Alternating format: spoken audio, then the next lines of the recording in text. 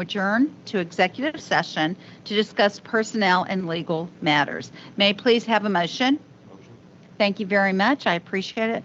Board Member Shahada, and may I please have a second? Second. Thank you very much. Board Member Berry. All those in favor, please say aye. Aye. Thank you. Any opposed? We will go into executive session, and we will be back at 10 a.m. for those of you viewing online. Thank you.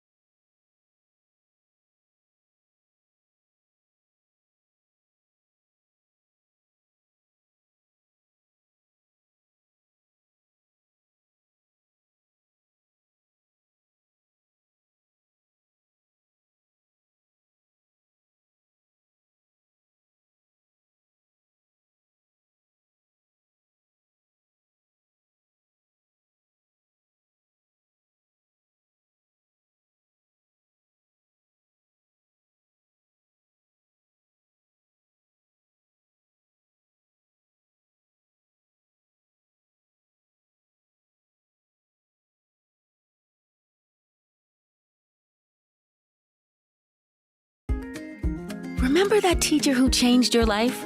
You could be that teacher. New Jersey has some of the best public schools in the country with competitive salaries and valuable benefits. Be that teacher. Visit teachinspire.nj.gov.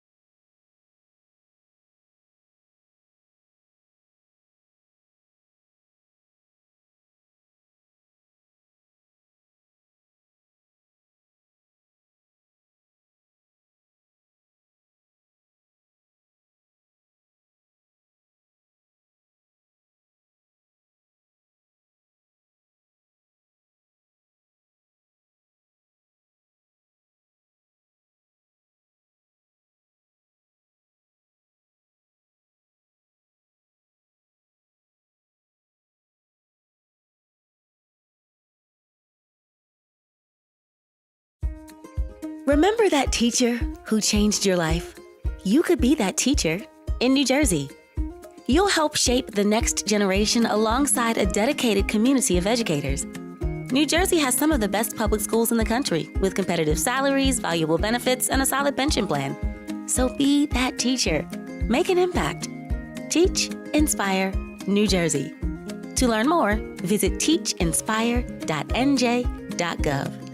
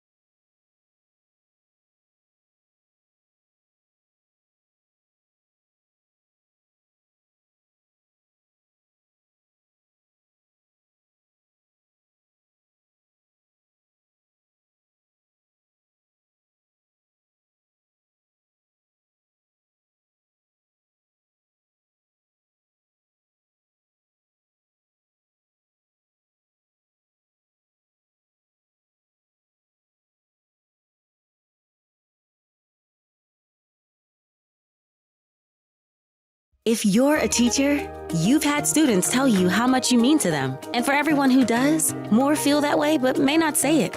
Remember that teacher who changed your life? You're that teacher to a lot of people. Teach, Inspire, New Jersey.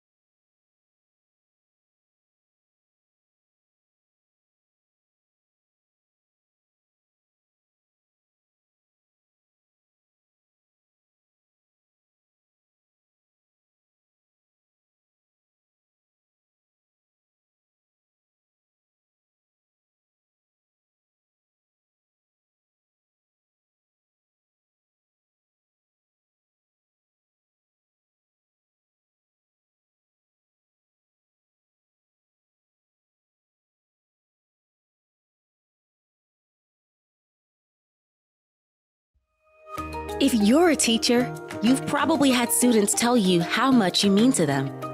And for everyone who does, there are more who feel that way but may not say it. You can't know how many, but it's more than you think. Because you've done more than teach. You've inspired. Remember that teacher who changed your life? You're that teacher to a lot of people. Teach, inspire, New Jersey.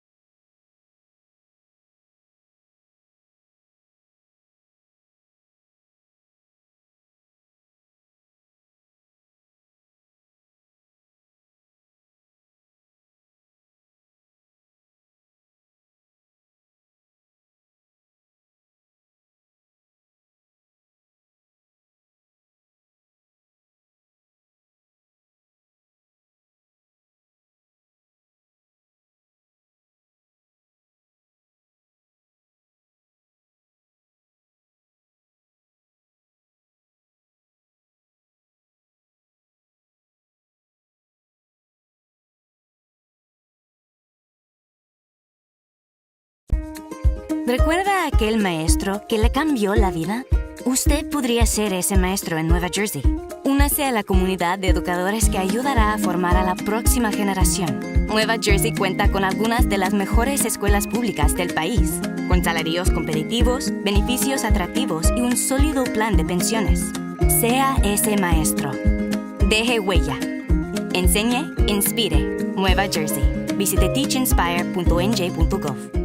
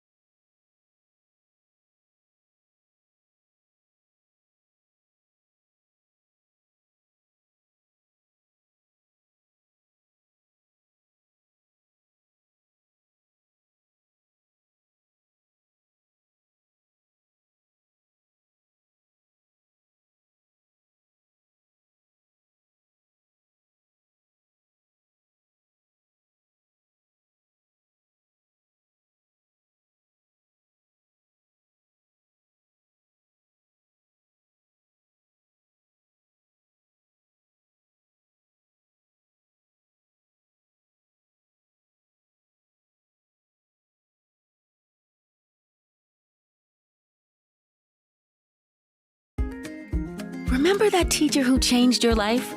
You could be that teacher. New Jersey has some of the best public schools in the country with competitive salaries and valuable benefits. Be that teacher. Visit teachinspire.nj.gov.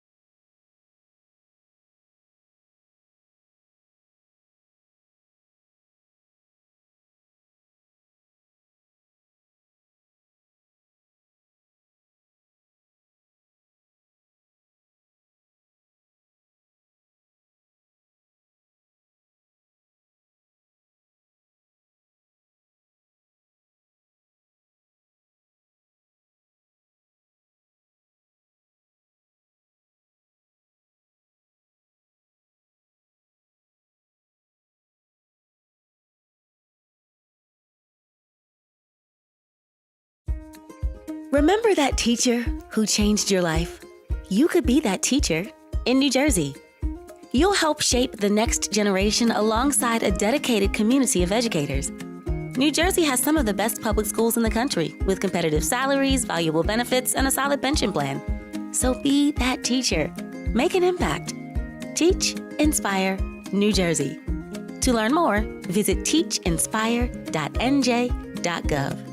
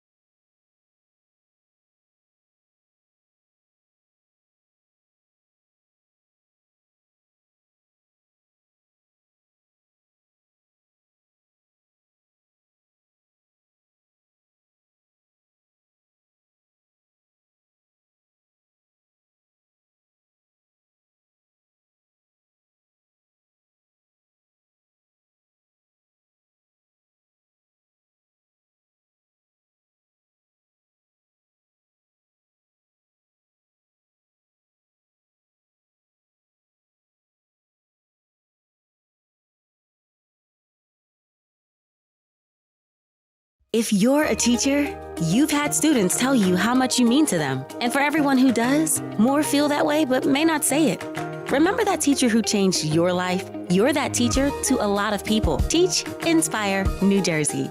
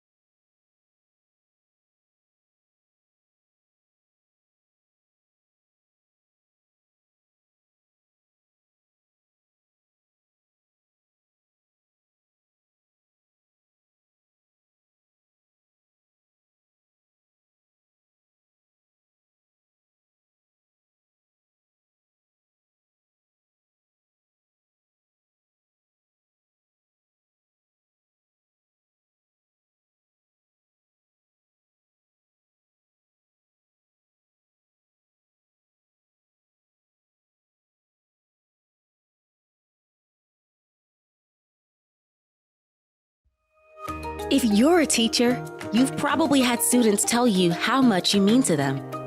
And for everyone who does, there are more who feel that way but may not say it. You can't know how many, but it's more than you think. Because you've done more than teach. You've inspired. Remember that teacher who changed your life? You're that teacher to a lot of people. Teach, Inspire, New Jersey.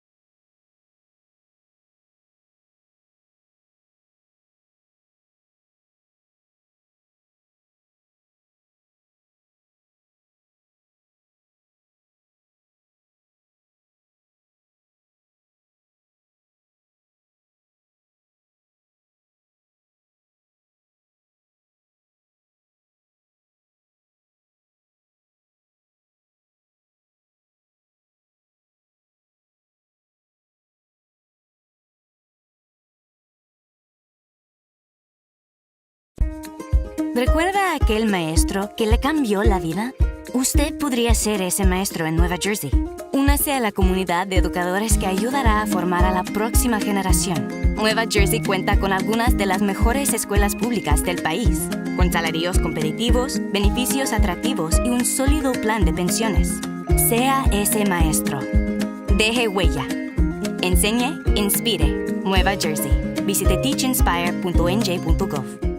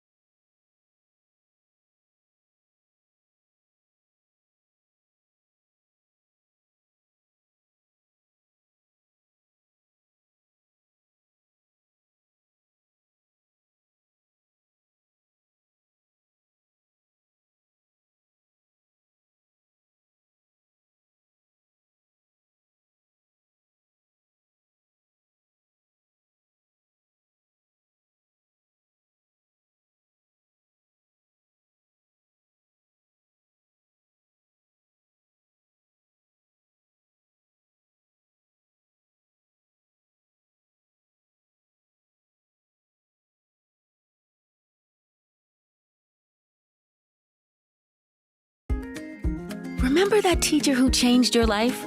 You could be that teacher. New Jersey has some of the best public schools in the country with competitive salaries and valuable benefits. Be that teacher. Visit teachinspire.nj.gov.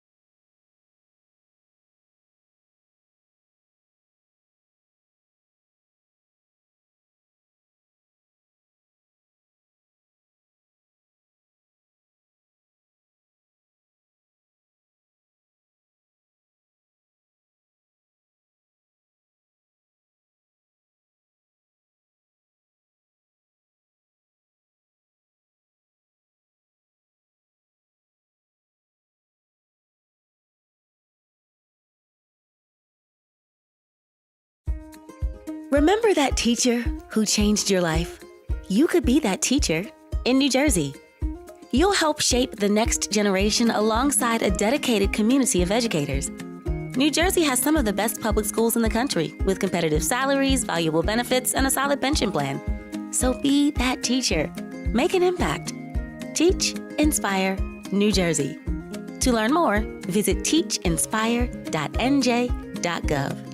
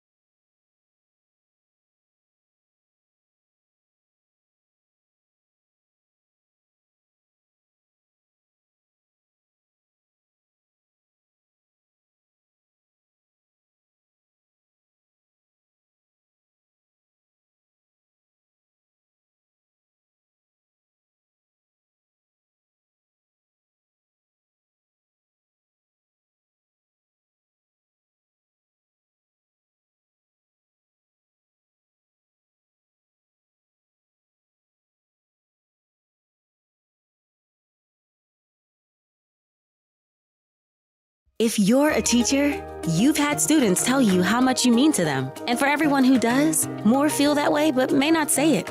Remember that teacher who changed your life? You're that teacher to a lot of people. Teach, Inspire, New Jersey.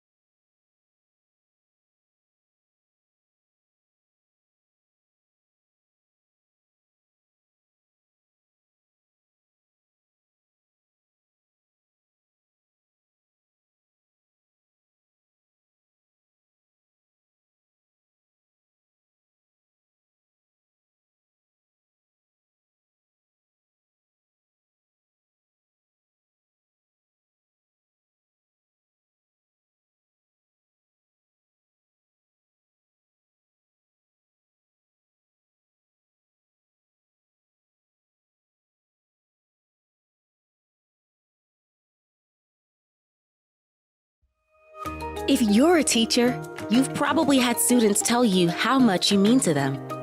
And for everyone who does, there are more who feel that way but may not say it. You can't know how many, but it's more than you think. Because you've done more than teach. You've inspired. Remember that teacher who changed your life? You're that teacher to a lot of people. Teach, inspire, New Jersey.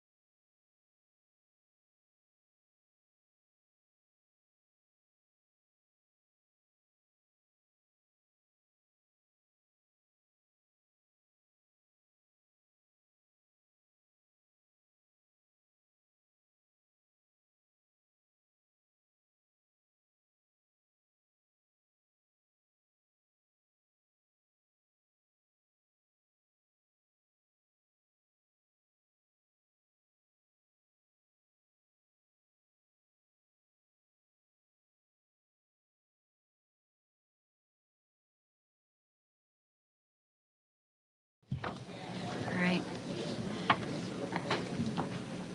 All right, good morning, everyone. I'd like to reconvene and resume to the public portion of our meeting. Whereas, consistent with the provision of NJSA 10:4-12B, the State Board will now adjourn from executive session to resume the open session portion of our meeting. May I please have a motion? So moved. Thank you very much, Dr. Butcher. May I have a second? Second. Thank you very much, Board Member Shada. Appreciate it. We're now going to say the Pledge of Allegiance, and I would like to ask if Mary Beth would like to lead us in that. Absolutely. Thank you. I pledge allegiance to the flag of the United States of America and to the republic for which it stands, one nation, under God, indivisible, with liberty and justice for all. Thank you. Welcome back. Thank you for joining us today. I hope your Thanksgiving holiday was tremendous. I'd like to welcome you all to Trenton. And if you are online to view with us, these state board meetings are accessible to the public for viewing on the department's YouTube channel. I would like to advise you that YouTube provides readily accessible language translation options for the closed captioning. If you are viewing our simulcast currently, you may use the settings option in YouTube about subtitles, automatic translations, and closed captioning in multiple languages. So, We'll continue with the meeting now. May I please have a motion to discuss the approval of our minutes from our November 5th meeting that we had? So moved. Thank you. Are there any questions or comments regarding the minutes from the meeting? Hearing none. May I please have a second? Second. Thank you. I'm not sure who said it first. Sorry. Maybe Diane, did you hear? Okay. All right. Thank you. All those in favor, please say aye. Aye. Motion passes. Anyone? I'm looking on our online individuals. Thank you. Okay. The State Board will not be holding public testimony today as there are no regulatory topics scheduled. For the month of January, however, the State Board will receive testimony from registered members of the public on any educational topic of their choice. As January's public session, testimony session, is an open topic public testimony session. The proposed amendments to Chapter 9B related to the school nurse endorsements will also be a topic for January. Interested members of the public may register for public testimony beginning December 17th, 2025, and last until noon on December 31st, 2025. The State Board members scheduled for this public testimony are Vice President Ned Johnson, Ron Butcher, Ahmed Shahada, and Jeanette Pena are scheduled to receive the public testimony in January. Okay, so we'll go ahead with my reports. I'd like to first introduce our tremendous student representative here. And this year's representative is Kaylin DeRose, a junior from East Brunswick High School in Middlesex County. And her advisor is here today, Bonnie Bancard. Thank you very much. She's tremendous. We were very enchanted with all the good tutoring because she has just been amazing. So when you're ready, please offer us your remarks. Thank you, President. Thank you, President Goldenberg, and good morning, everyone. When speaking with many people in this room, the last thing I say is, see you next month. As student representative, my main responsibility is to serve as a student voice and provide monthly reports to the State Board of Education at their public meetings. As a result, there's a common misconception that outside of these meetings, I transform back into a normal high schooler until the next month. Fortunately, I've had the honor to continue as a liaison between students and the State Board of Education and various statewide events. What does the State Board of Education do? What I originally thought was a question limited to my peers, many administrators and adults lack sufficient understanding of the relationship between the State Board of Education and their local boards of education. What I am privileged to witness are the numerous occasions where administrators, teachers, and other stakeholders took the effort to learn about the State Board of Education and hear more from its members, including myself. At the New Jersey School Boards Association workshop, I was honored to be featured on a panel with other State Board members, including President Kathy Goldenberg. There, I was able to share my thoughts on relevant statewide and national developments in education and share student perspectives on relevant changes which may lack student voice. I answered various questions on what my role means to me and the 1.4 million students of New Jersey and shared the impact of having a student representative on both state and local boards of education. At this workshop, I was truly excited to also meet many people from statewide organizations which also look into mobilizing student representation. About 2 weeks later, I was humbled to give an opening speech for the State Board of Education meeting at the New Jersey Education Association 2025 convention. Joined by a dear teacher of mine and many others of the East Brunswick High School community, I was surrounded in a dynamic environment of educators, and I was grateful to represent how their effort impacted students by using direct student testimonials. The keynote speaker for this convention was activist Malala Yousafzai, and hearing from her was truly inspiring. I was also fortunate enough to personally meet Malala following the keynote session, and from now on, I will have an amazing 2 truths and a lie. As much as I was inspired by earlier events, I was also empowered by hearing from teachers at the meeting with the State Board of Education. From their testimonies, it was clear their dedication and passion for the well-being of students. As a student, such commitment to meeting with the State Board of Education and the care to advocate for their students continue to make teachers incredibly special. I would like to thank the many people at the State Board of Education and the NJEA who helped support me with these events. Diane Schoner and Stephanie Russo, who were excellent liaisons, Elizabeth Eustace, who assisted as a liaison for the NJEA convention and who I credit for helping me meet Malala, NJEA Vice President Petal Robertson, who invited me to use my voice to set the tone for the meeting, my teacher, Lisa Kunkelman, who accompanied me to the NJEA convention and let me use her chalkboard to plan my speech, and finally my mom, for many things, but definitely driving me to Atlantic City and back twice in 2 weeks. As a student representative, I'm honored to be at the intersectionality of students, educators, and education policy. These past events have empowered me in my role and on a personal level. And rather than see you next month, I hope to end more conversations with, where will I see you next? Thank you. Thank you, Kaylin.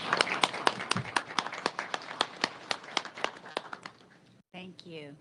You did a phenomenal job and always do when you speak, so we're so proud to have you. I don't know if anybody else has anything at this point to say, but feel free, please, as we discuss things, to also join us in the discussion and ask any pertinent questions that you feel, because it's always good to hear from you. So. Thank you so much. Thank you. Okay. We'll go ahead with committee meetings and discuss what we've been busy discussing. I think we'll start, please, with the Administrative Policy Committee, which met on November 20th, 2025. I could go ahead and give you a brief synopsis on that. The Administrative Policy Committee met on November 20th, 2025 to receive an overview of the 24-25 statewide assessment results and the summation of the adoption level rulemaking for chapters 9, 9A, and 9B. Professional standards, New Jersey educational preparation programs, as well as the State Board of Examiners and certification. Since both of these items are on today's agenda, we will hear from them, and so I would like to refrain from providing a longer report as we'll get into much more detail. So that was that meeting. And then we had an instructional policy meeting which met, and I would like to, and that was on November 21st, 2025. And Dr. Ned Johnson, if you'd like to opine on that meeting.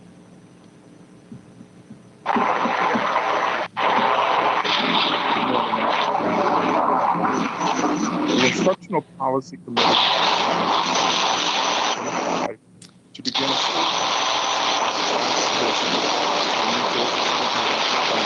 I'm sorry, excuse me. We're hearing just static. Is it all right if I give this report for you, sir?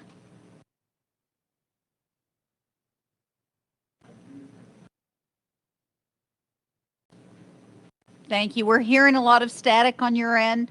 Do you want to try one more time, Dr. Johnson? See if we can get rid of the static.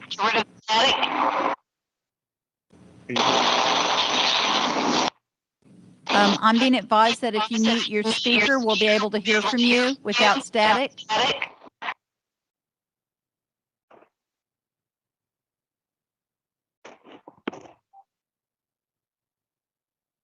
It is muted. We can hear you. Go ahead. The Instructional Policy Committee met on November 21st, 2025 to begin a series of discussions on the draft revisions to the New Jersey Student Learning Standards. We discussed 3 content areas: world languages, computer science design and thinking, and visual and performing arts. Since this item is on today's agenda for discussion, I will refrain from providing a longer report. Thank you. Thank you, sir. Very good. Okay. And last, I'll speak about the petition for rulemaking that we received from James Garcia. So it was regarding military science endorsement, the petition for rulemaking. The state board received a petition for rulemaking from James Garcia on September 22nd, 2025.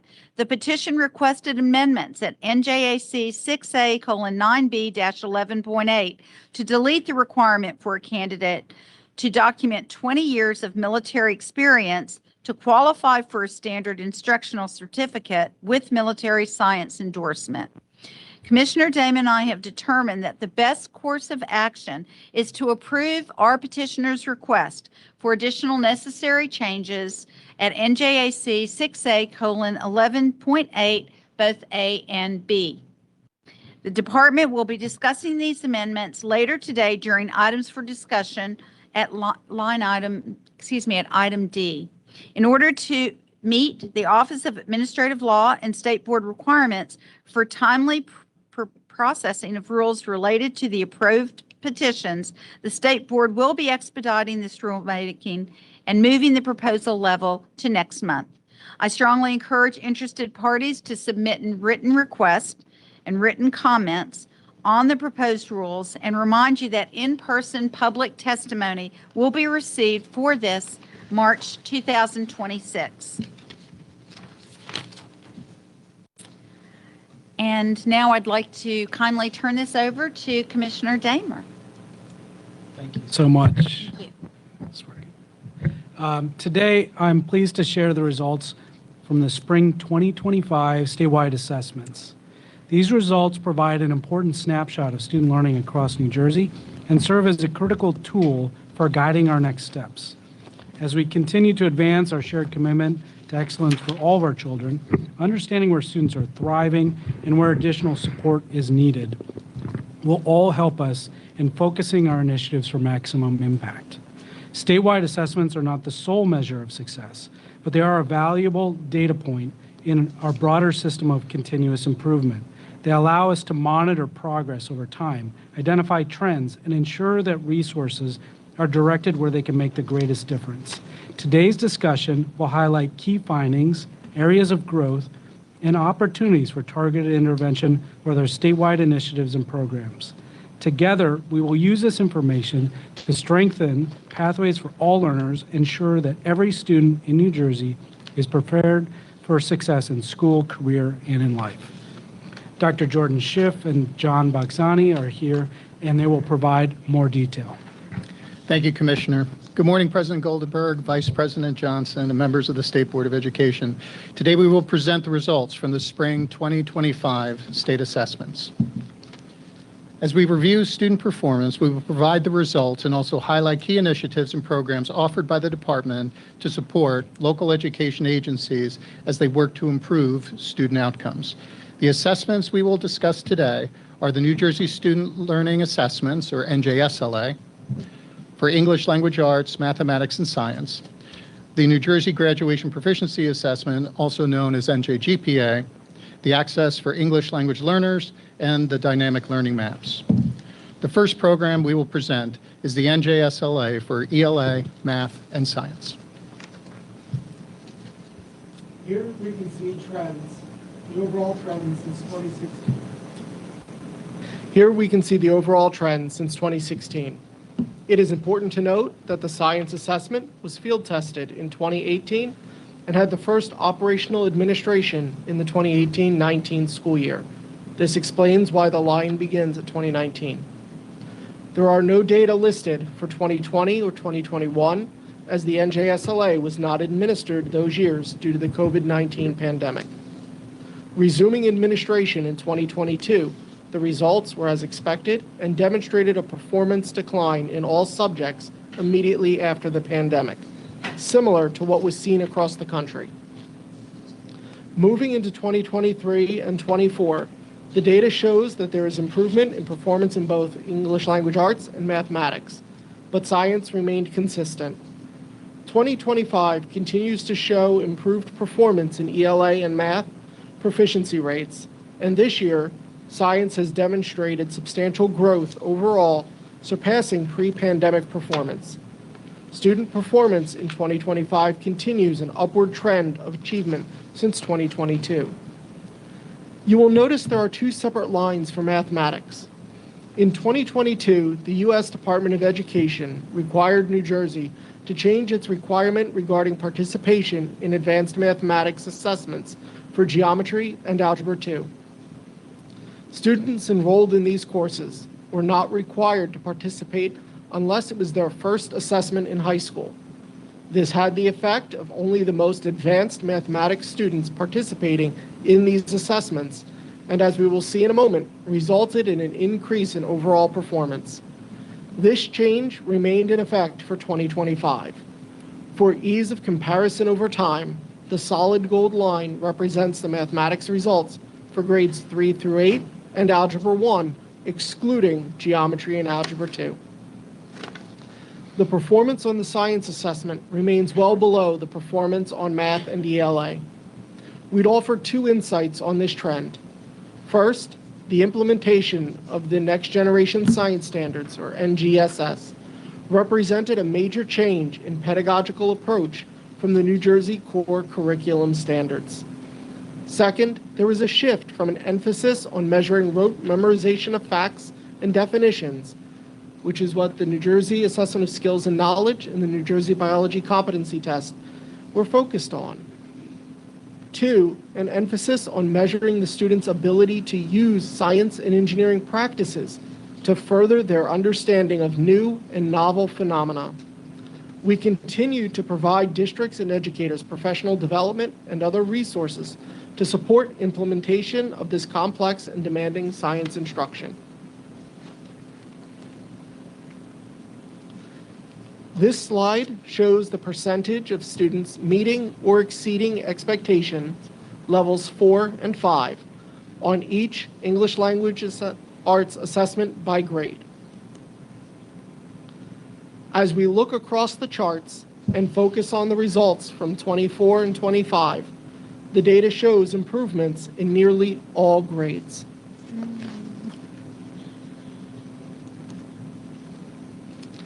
This slide shows the percentage of students meeting or exceeding expectations, again, levels 4 and 5, on each mathematics assessment by grade. The grade designation for mathematics refers to the specific assessment. Students in grades 7 and 8 may be participating in one of the end-of-course assessments in place of their grade level assessment. Student performance has increased in nearly all grade levels and end-of-course assessments in mathematics. The geometry and Algebra 2 stand out, given large gains and high performance when compared with the 2024 results. These significant improvements in geometry and Algebra 2 are impressive and a testament to the hard work of dedicated teachers working with motivated students to achieve at these levels. I'd like to draw your attention to the student performance on the 8th grade assessment. It is important to note that these results are not representative of all grade 8 math students. Approximately 30% of all grade 8 students were enrolled in an advanced mathematics course such as algebra or geometry, and therefore would not have participated in the grade 8 assessment. Therefore, the students who took the 8th grade NJSLA math assessment represented here are a subset of the total 8th grade population. They represent the students who did not take Algebra 1, Geometry, or Algebra 2 in 8th grade, and therefore cannot be compared to the performance of students in prior grades. Although we do see growth from 24 to 25, the overall performance is lower for this grade than the others, which might be expected as a portion of the students taking the more advanced mathematics courses are removed from the tested population at this grade. This slide shows the percentage of students achieving proficient or advanced proficient, levels 3 and 4, on each science assessment by the 3 grades where students are assessed. The Every Student Succeeds Act, or ESSA, requires states to test students in science at least one in each of 3 grade spans, grades 3 through 5, 6 through 9, and 10 through 12. Please note that the science assessments are only administered to students in grades 5 8, and 11. The 5th grade test addresses content from grades 3 through 5. The 8th grade covers all middle school science standards, and the 11th grade test covers all high school science standards. Both grades 5 and 11 are demonstrating greater proficiency rates than pre-pandemic levels. Grade 8 is less than 1% away from achieving at pre-pandemic levels.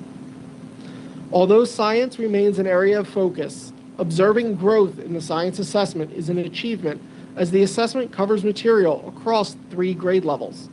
It is through the dedication of New Jersey's science educators that progress has and continues to be shown.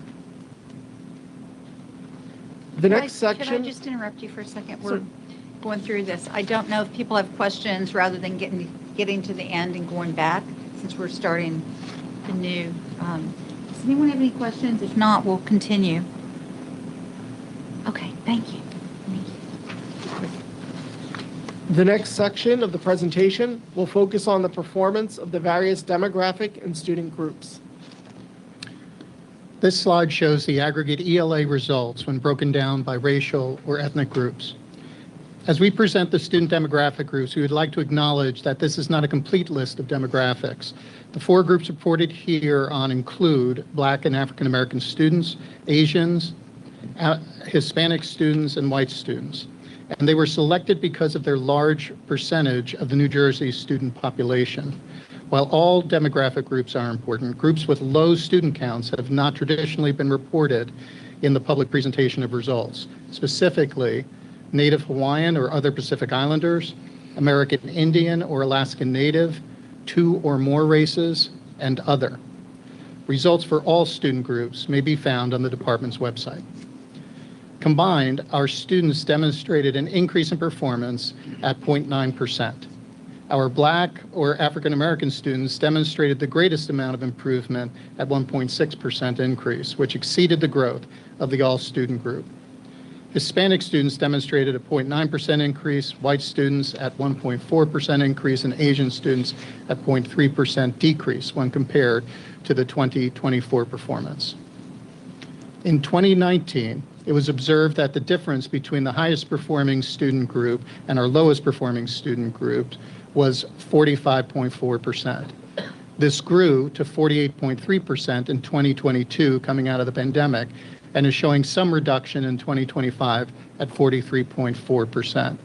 While the 2025 results represent the smallest performance gap observed since the implementation of the PARCC assessment in 2016, the fact that this gap exists is an indication that there is a lot of work still left to be done. Significant investments in ELA teaching and learning have been made over the past few years, all designed to provide additional supports to ELAs and educators for improving ELA outcomes, and we will discuss those state-level initiatives in a moment. This slide shows the aggregate ELA results of economically disadvantaged students, multilingual learners, and students with disabilities. All 3 student groups demonstrated an increase in performance from 2024 to 2025. They're all performing significantly below the all-student average. However, these student groups have been the focus of several state-level initiatives and projects, which we will discuss in a moment. This slide shows the aggregate math results when broken down by racial or ethnic groups. Combined, our students demonstrated an increase in performance at 2.1%. Our Black or African American, Hispanic, and white students each demonstrated improvement greater than 2%, while our Asian students demonstrated a performance increase of 1.6%. In 2019, it was observed that the difference between the highest performing student group and our lowest performing student group was 54.8%. This grew to 56.7% in 2022 coming out of the pandemic, and is showing some reduction in 2025 at 55.2%. The performance gap is still larger than it was pre-pandemic. To help support further closure, the Office of Standards has offered technical assistance sessions and learning lounges targeted at providing educators additional strategies in providing a high-quality education, which we will discuss in further detail in a moment. This slide shows the aggregate math results of economically disadvantaged students, multilingual learners, and students with disabilities as compared to the all-student average. While all three student groups demonstrated an increase in performance, they are all performing significantly below the all-student average. Now moving to science. This slide shows the aggregate science results when broken down by racial or ethnic groups. New Jersey's Black or African American students demonstrated a 1.8% increase, white students a 2% increase, Hispanic students a 2.1% increase, and Asian students experienced a 2.2% increase in proficiency. In 2019, it was observed that the difference between the highest performing student group and our lowest performing student group was 45.2%. This remains consistent at 45.0% in 2022 coming out of the pandemic and grew slightly to 45.8% in 2025. Consistent with our other slides, this slide shows the aggregate science results of economically disadvantaged students, multilingual learners, and students with disabilities as compared to the all-student average. While all three students group demonstrated an increase in performance from 2024 to 2025 and they are all performing significantly below the all-student average. Now at this time, we can turn to the 2025 results of the New Jersey Graduation Proficiency Assessment, or NJGPA, unless there's other questions. Yeah, I'd like to ask the board if they have questions. We got to go through this through our committee work, but some of the board members weren't in committee, so. Absolutely. Are there questions at this time? Can I ask a question about the science? What science areas in 11th grade are we targeting? Is that biology, chemistry? Is it all different areas? Yeah, it's all of the standard area, and Mr. Bozani can talk in more specifics about what exactly is assessed. And does it break them down like biology, chemistry, versus one? Because every school, it seems like a lot of high schools have different, some 11th graders are taking physics. Is that broken down at all? Yeah, it's not an end-of-course assessment as the biology proficiency assessment was. Right, but it's just a general, so everyone's taking the same test in science, even though they may not be exposed to some physics, it's a little piece of everything?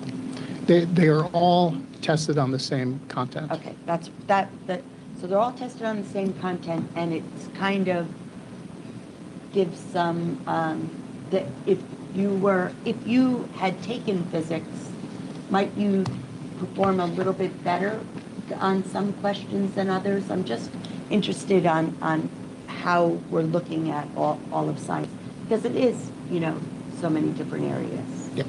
Please, John. So with the science test specifically, while it does cover all standards, districts still do have the flexibility on their curriculum on how they're implementing those standards to the students. So a student that may be in their junior year taking physics, when we're looking across all of the standards, those physics questions are a small percentage of the test because we're covering life science, physical science, and earth and space science. So the number of items that they may see for content still left to be covered should be relatively minimal if they're looking at their 3-year science progression from freshman through junior year. The current courses of biology, chemistry, physics, again, the specific standards that are covered in each course is up to each district to design and set up. There are recommendations with the standards and that the department has provided from the Office of Standards for potential groupings of the standards to assist to ensure that the students are exposed to all of the standards. Okay, all right, thank you. Thank you. Thank you. Do we have other questions? I see Vice President Johnson has his hand up. Sir, would you like to please speak? Just a quick question.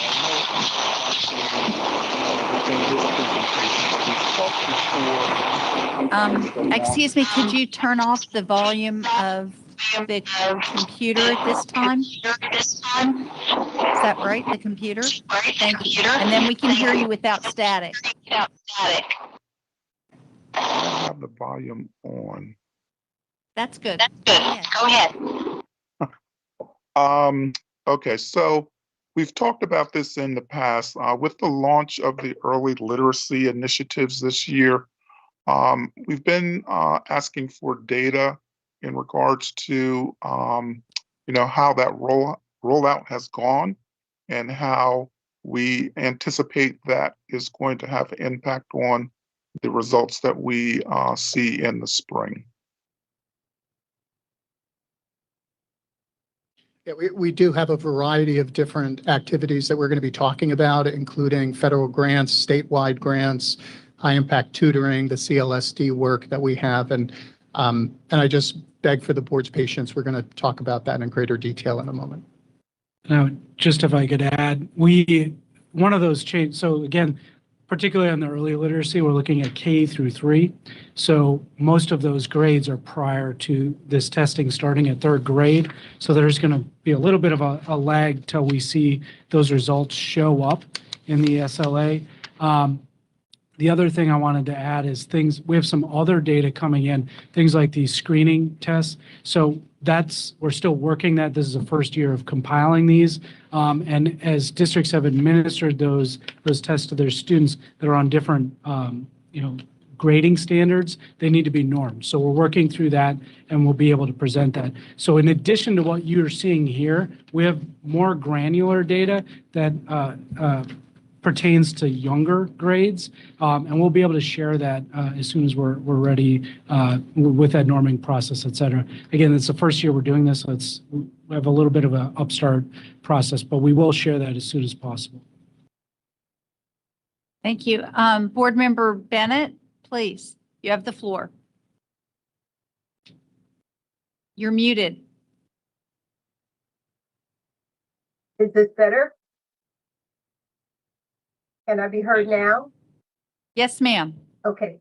So as we looked at the groupings of students and we looked at the performance of African American, Black students, Hispanic students, and we go back to CUSAC and we talk about the instruction and program information, is there any special assistance that the county superintendents offer to the districts where we continue to see persistent low performance, albeit there's a little improvement, 1-point-something%.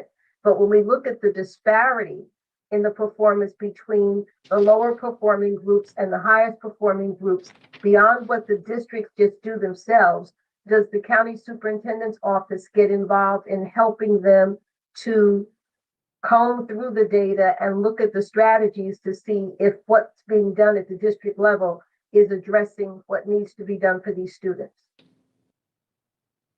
Yeah, the direct answer is yes. All districts that are not high performing do put together a district improvement plan, and they meet periodically with the executive county superintendent and his or her staff to develop the type of interventions, to develop goals, and to monitor progress.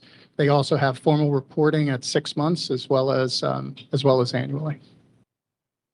Just Thank you. To add to the to add what Jordan just mentioned, we also made a really important change in the last year or so through this board in focusing our CUSAC on growth. Mm-hmm. And so to your point, Board Member Bennett, and Jordan, I think, mentioned this, the fact that the gap exists is just something that we need to remain laser focused on, because that has to be our constant area of concentration. And this also relates to our work with our districts. So focusing in on growth and helping to elevate those students and get them up to proficiency is a continuous effort. And I think that change that we made recently in CUSAC in focusing on growth, and this relates to our federal ESSA plan as well. So continuing that transition into next year, I think, is going to be a significant improvement in that space as well. Thank you.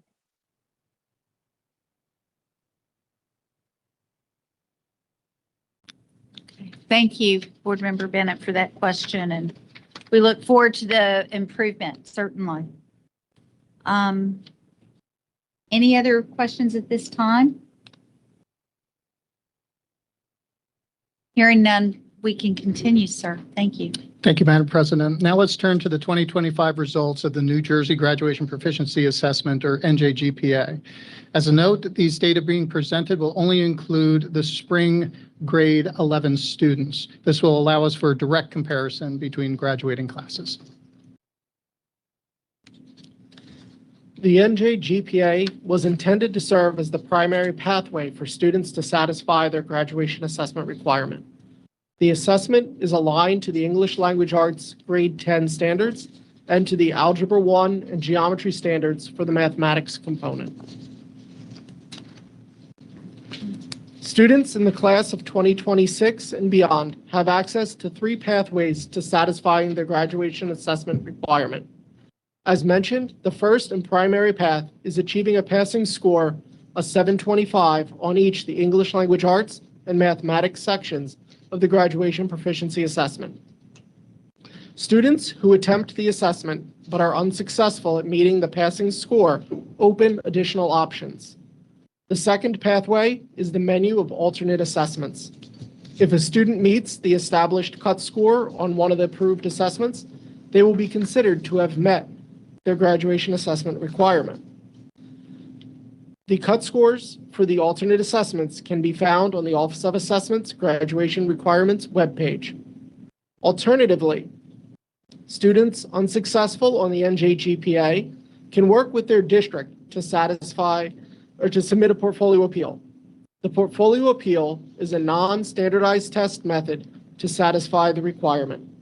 Students will work with their district to complete the portfolio appeal, and the district submits the results to the department on behalf of the student.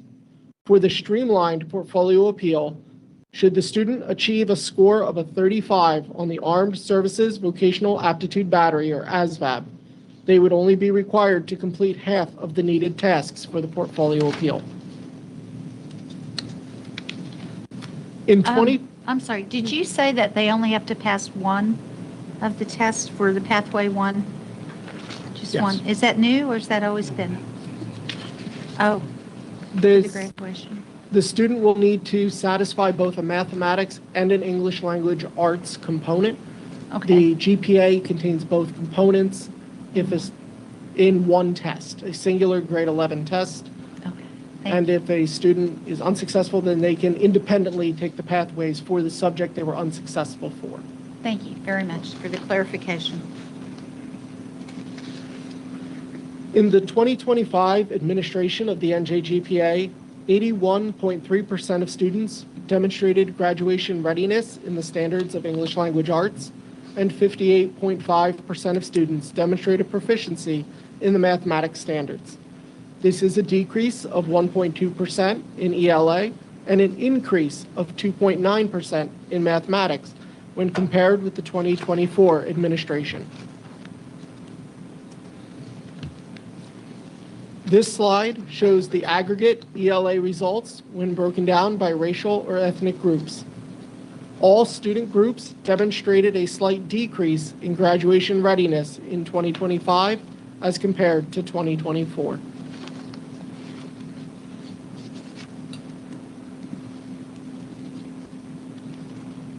The next slide shows the aggregate ELA results for economically disadvantaged students, multilingual learners, and students with disabilities.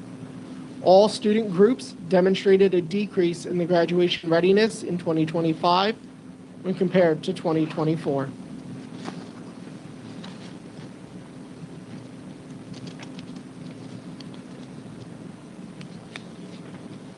Looking at the aggregate math results when broken down by racial or ethnic groups, all student groups demonstrated an increase in graduation readiness in 2025 compared to 2024.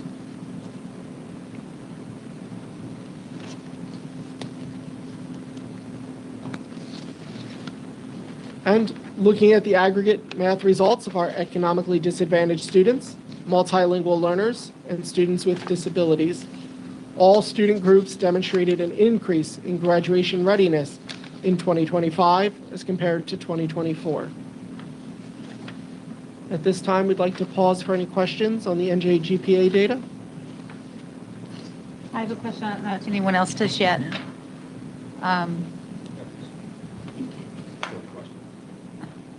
like the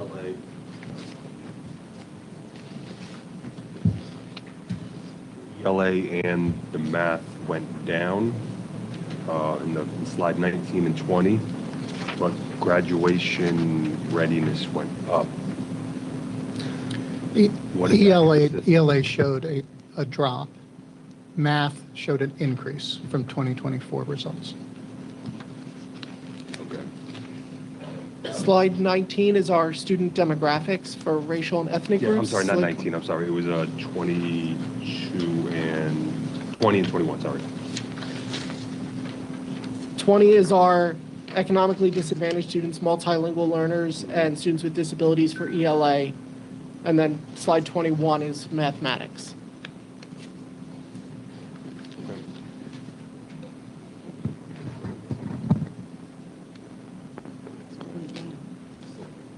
So, Just to clarify, so if we go, the overall is shown on slide 18, which shows both math and ELA together. The subsequent slides 19, 20, and 21 are all, or excuse me, 19 and 20 are all just ELA. And then it shifts to math on 21 and 22. right. Breaking down the student groups in a couple of different ways, just to show a little bit more granular data. So it's a ELA first and then math following.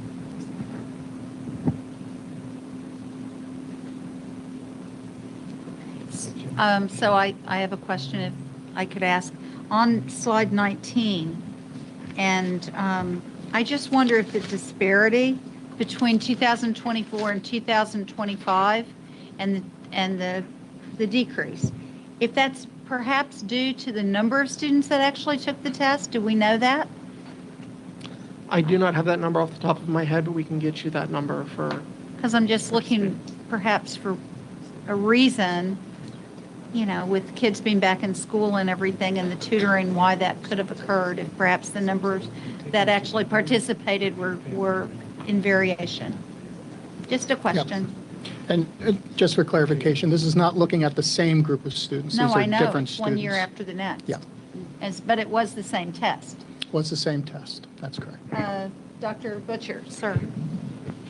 I want to jump back, go back to the Mary Bennett's question and that discussion. Also, you know, if you take a look at all the data, page 9, et cetera, looking at demographics, back, I don't know how many years ago, we used to have a system called DFG, District Factor Grouping. And I understand that we're doing what we can to supplement instruction, look at ways that we can improve the instruction. But how much have we done to really try to zero in the why, on the why? You know, why we have such a big discrepancy. Data that was presented years ago dealt with district factor grouping. So if I looked at the top line of Asians and compared that to any other group, I could look at a DFG at the groups they were in, and it helped answer the questions for me as to, you know, what this is all about. You know, if you go way back, you look at the books that Jonathan Kozel wrote, Camden, and his analysis of some of the factors contributing to this kind of thing. Are we looking at this at all? Yeah, the district factor grouping was a grouping of socioeconomic status. So it looked at income and education factors, as well as some other factors that are predictors of student achievement, or actually highly correlated to indicators of student achievement. Glad you remember that. I do, very much I so, did. and followed it It puts us in a for bracket. many years. We do have data on children that qualify for free and reduced lunch, which is a proxy for socioeconomic status as well. We do track that information. We publicize all of that information for every school and every district throughout the state, and what percentage of students qualify for free and reduced lunch. We continue to see that that those data are highly correlated to student achievement. so we can cross-reference it with this data? We can. Yep. And just to kind of build on that, DFG is kind of a couple decades old, I think, at this point. Last time I think it was updated, if I remember right, was 2000 rather. Yeah. And so that was looking at the community. And now we have additional measures to look at the community. And this kind of came in the ensuing years. And so that we're able to look at that, those data points for a school district and compare that to the students within. So the data we're looking at right now is looking at all of the students and the breakdown of the student groups within those statewide, but we can break it down within each school district and compare how that community looks likewise. So we're able to kind of cross-tabulate all of that data now in a more granular way. DFG was trying to take a more limited data set to focus it in, but because of all the expansion and our availability of data that's happened in more recent years, now we're able to get more granular, and so we can report this in a lot of different ways. And so, and I think to your point, and I think Jordan mentioned it earlier, all of this is available on our website, so you can do a lot of different cross-tabulations with what we have available to us.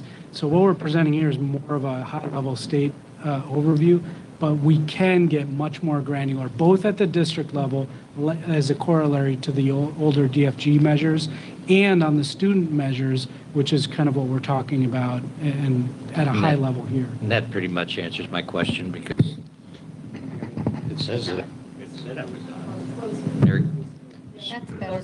Closer. the green light goes on, then doesn't come, then it goes off as soon as I move. Yeah, it's not working. It's working well. We couldn't hear you before. It's fine. Just closer to you. I'm looking at the green light. Okay. Green light's not on. So anyway, that answers my question, because the reasons and the granular information that you're talking about is the reason district factor grouping kind of disappeared, because it was so isolated to a particular criteria. It's good to know this is the first conversation I recall us having at this level that talked about those different measures that can be put together to give advice to local districts so that they can do on a district-wide basis, community basis, whatever that happens to be, county.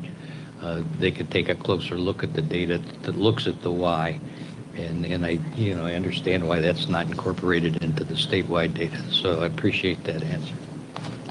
And the subgroups, it's so important to see, both locally and at a statewide level. So this is wonderful. So thank you.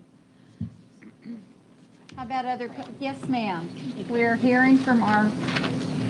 So going to slide 18, looking at the general statistics of students who are not yet graduation ready based on the NJGPA exam, this clearly isn't the graduation rate in New Jersey for any of these years. So I'm presuming that students who are in that orange area are going to pathway 2 or 3 to achieve that. So what I was somewhat thinking from a student perspective, because I'm a current junior, I'm the age demographic that will be taking this exam in the spring, and what I saw with students field testing this exam just a couple weeks ago is the fact that, of course, with Pathway 2, you have the PSAT, the SAT, and the ACT, which are standardized exams that many juniors already do take, whether that's through their schools or on their own accords for college or for another pathway. And what I was really noticing, or somewhat like wondering, is kind of student motivation when it comes to taking the NJGPA, when juniors already have to take the PSAT, SAT, and or ACT on top of all of their classes and a lot of other things. What I noticed with the field testing and what may be occurring is that when students know that they have Pathway 2 available or Pathway 3 available, and they have so many things to balance academically, let alone outside of their academics, whether or not students are motivated to really try or do well when they just want to get it over with, to prioritize something else, and whether or not that may be impacting the results in general, if, let's say, we were to compare this with PSAT, SAT, or ACT scores on the state level. Yeah, If I just before we go, and Jordan is going to give much more detail, but, and so I love the question, it's fantastic. And you're going to be taking this, I do expect you're going to land in the blue region here. Let's hope so, my dad's in the room. So this is also snapshot data. So these are 11th graders that are taking this test in these areas. They do have another opportunity to take this. So there's kind of more than one opportunity. They do need to take it once. And this is aligned to New Jersey's state standards. And so this is required by state law that we provide this. The other pathways may be used, and I think part of your question assumes that everybody's going to take the SAT or ACT. And I really want to focus in on that for a couple of reasons. Number one, we have a lot of opportunities that do not require taking those. We have enormous expansion in our career pathways that do not require college, for example, and industry value credentials, et cetera. So taking that on one side, we've also seen a shift at the higher ed level where SAT and ACT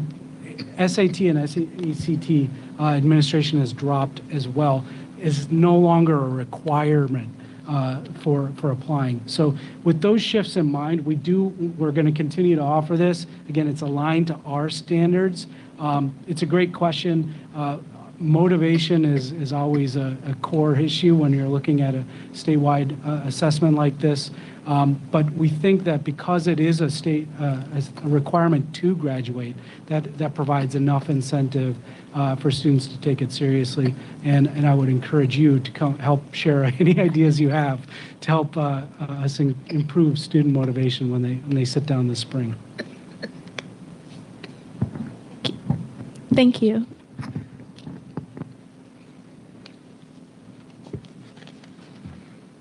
Would you like us to continue, Madam President? Please, sir. All right, thank you. We can move forward on the slide.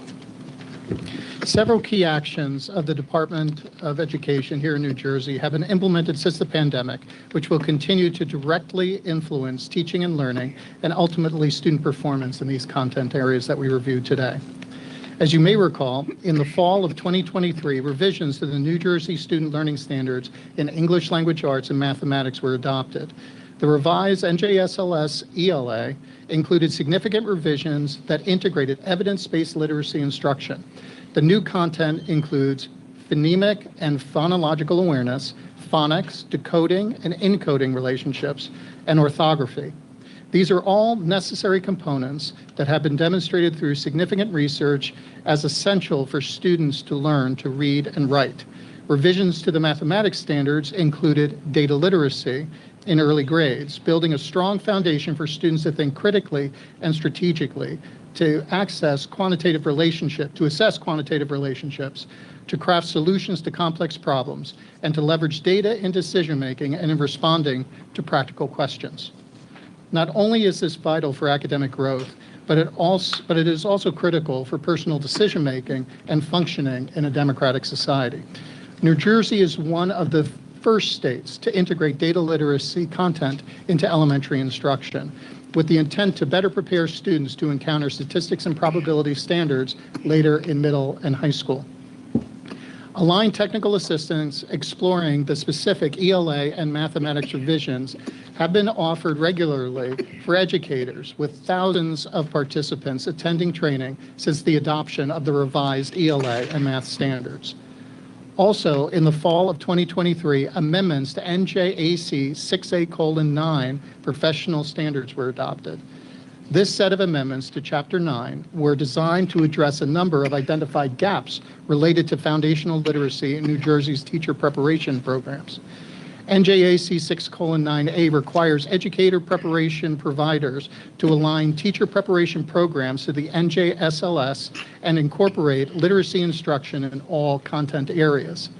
NJAC 6A:9B-10.2 and 11.2 require P through 3 and K through 6 programs to incorporate foundational reading skills, including, but not limited to, phonics, phonemic awareness, vocabulary, reading comprehension, fluency, and concept of print, strategies for teaching reading comprehension, writing and speaking and listening.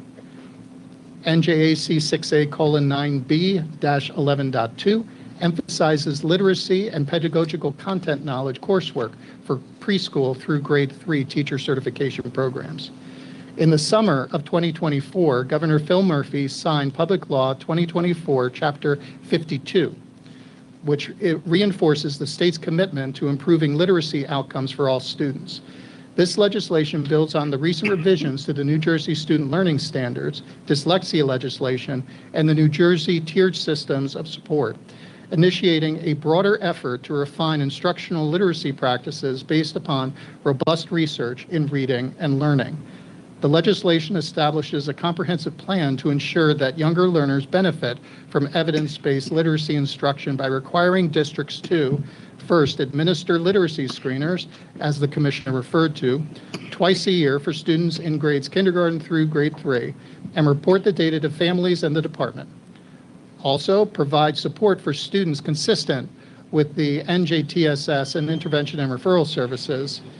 And finally, provide professional development to preschool through grade 6 staff on specific identified evidence-based foundational literacy concepts. Moving on, in addition, we would like to elevate a number of significant state-level efforts that have been in place since the pandemic to address its impact on student learning. This includes an impressive $52 million investment made by Governor Murphy in 2023 in support of high-impact tutoring programs. This initiative reached over 70,000 students across almost 300 districts statewide, assisting students in both ELA and mathematics, prioritizing districts based upon NJSLA proficiency levels. The governor has committed another $7.5 million this fiscal year, which is in the process of being prepared in a competitive grant to be open to districts in the coming months.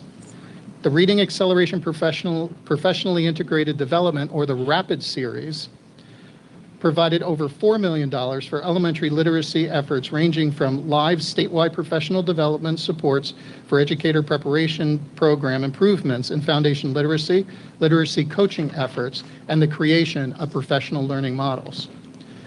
The Comprehensive Literacy State Development Grant, or the CLSD federal grant, happened in 2024, and the department was awarded $50 million from the U.S. Department of Education, designed to support literacy efforts nationally. New Jersey proposal included school district grant opportunities that included the Cultivating Ongoing Achievement Through Coaching Literacy Grant, or the COACH grant, which provides support for district-level coaches, the Instructional Materials for Professional Advancement and Coherent Teaching, or the IMPACT grant, which provides support for purchasing high-quality instructional materials, and third, the Literacy Initiative for Families and Thriving Communities, or the LIFT grant, which provides support for communities and family engagement for literacy for children from birth through age 3, and finally, the Reading Intervention for Secondary Engagement, or the RISE grant, which provides support for secondary students not reading at grade level. Finally, the department's supports of Open SciEd professional learning resources since 2021 has provided LEA's consistent support for implementing the science standards and improving student learning over time through professional learning around the use of standards-aligned, open source, high-quality instructional materials. The major take, I'm sorry, we have a question? We do, thank you. Dr. Johnson, sir, sorry.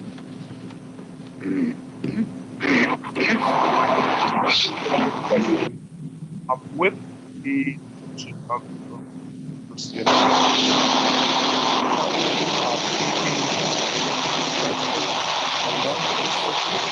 Sir, you need to mute your speaker. Mute your speaker and then ask. Yeah, you keep saying that, and it's not. I don't. It's working now. Yeah, so I'm not sure what's going on, but anyway, the question was, have you collected a census data from districts to see exactly which universal screening tool they're using for reading, to kind of get an idea of what districts are using and how to kind of direct and fine tune what professional development would be needed based on the utilization of those tools? Thank you. Thank you for that question, Dr. Johnson. The legislation that I was referring to, Chapter 52, actually requires training for all teachers and administrators in K through 6 in the use of high-quality screening materials, as well as evidence-based literacy instruction. Through other grants that I actually didn't mention today, we have provided resources for hundreds of districts throughout the state to provide tools, these high-quality instructional early literacy screeners for all students in grades K through 3. As part of that grant, we are collecting what types of screening tools they're using, and we'll be providing that feedback to districts about what are popular and which tools seem to indicate improved performance over time.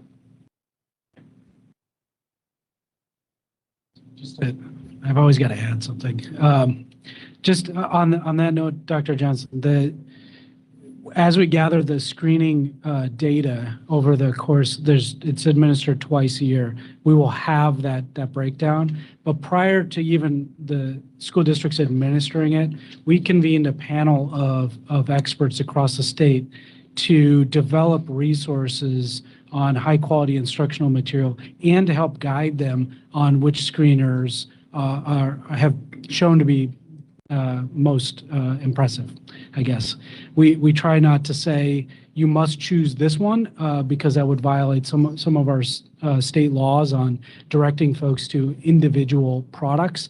But what we did is worked with that group of experts to help them find high quality products that are available in the marketplace and provided comprehensive information on that, including the instructional materials. All of that is now freely available to all of our districts on our website. And I think that's a really important first step before you even get into the administration and assessment of data. But we will able to, this is our first year of doing this, so we're going to learn from this first year and see across districts what this looks like and be able to share that out. So I do think that this is going to be an ever-evolving thing as we learn through what's happening across our state and where districts saw the most success. And we can share that out to others. And as important it is to administer all of these screenings that are going on throughout the state, this is close to 400,000 screenings that are occurring this school year alone, is what do you do once you have that data? And we have a whole group of guidance documents as well as training on how the data that is gathered on these screeners can be used to inform Tier 1 instruction. So this dovetails with all of the work on our tier systems of support, and that is a research-based process that can help improve learning outcomes for students in early literacy. Thank you. Are there any other questions before we go into major takeaways? Hearing none, seeing no more questions, please. Thank you. The major takeaways from the NJSLA and NJGPA performance results are that increases were observed in ELA, math, and science across all grade levels with very few exceptions. Additionally, the science results are now exceeding the pre-pandemic levels observed in 2019. Regarding the NJGPA, an increase was observed in mathematics. However, a slight performance decrease was observed in ELA as compared to 2024. Now, moving on, the next assessment that we'd like to share with you is the access for English language learners. Mr. Bozani. Access stands for Assessing Comprehension and Communication in English State to State for English Language Learners. New Jersey is a member of the WIDA consortium with 42 other states and territories administering the Access for ELS assessment. The assessment is designed and provided by WIDA through the University of Wisconsin. The Access assessments serve as New Jersey's English language proficiency assessment. These yearly tests are required for all students identified as multilingual learners from kindergarten to grade 12. Access measures students' English proficiency using a scale that ranges from 1 to 6 in all domains. A score of 1 can be thought of as a beginner score, while a 6 can be thought of as an advanced score. The assessments are administered to satisfy federal requirements under the Every Student Succeeds Act, for states to measure student progress towards English language proficiency. Districts also use these results to determine multilingual learner student placement for the next school year. In New Jersey, a student must earn an overall composite score of 4.5 on the Access for ELS to first be considered for exiting from a language instruction educational program, or LIEP. The composite score is only one measure of readiness, in addition to a state standardized process which includes other measures. This slide presents the participation rates and percent of students by performance level for the Access for ELS assessment.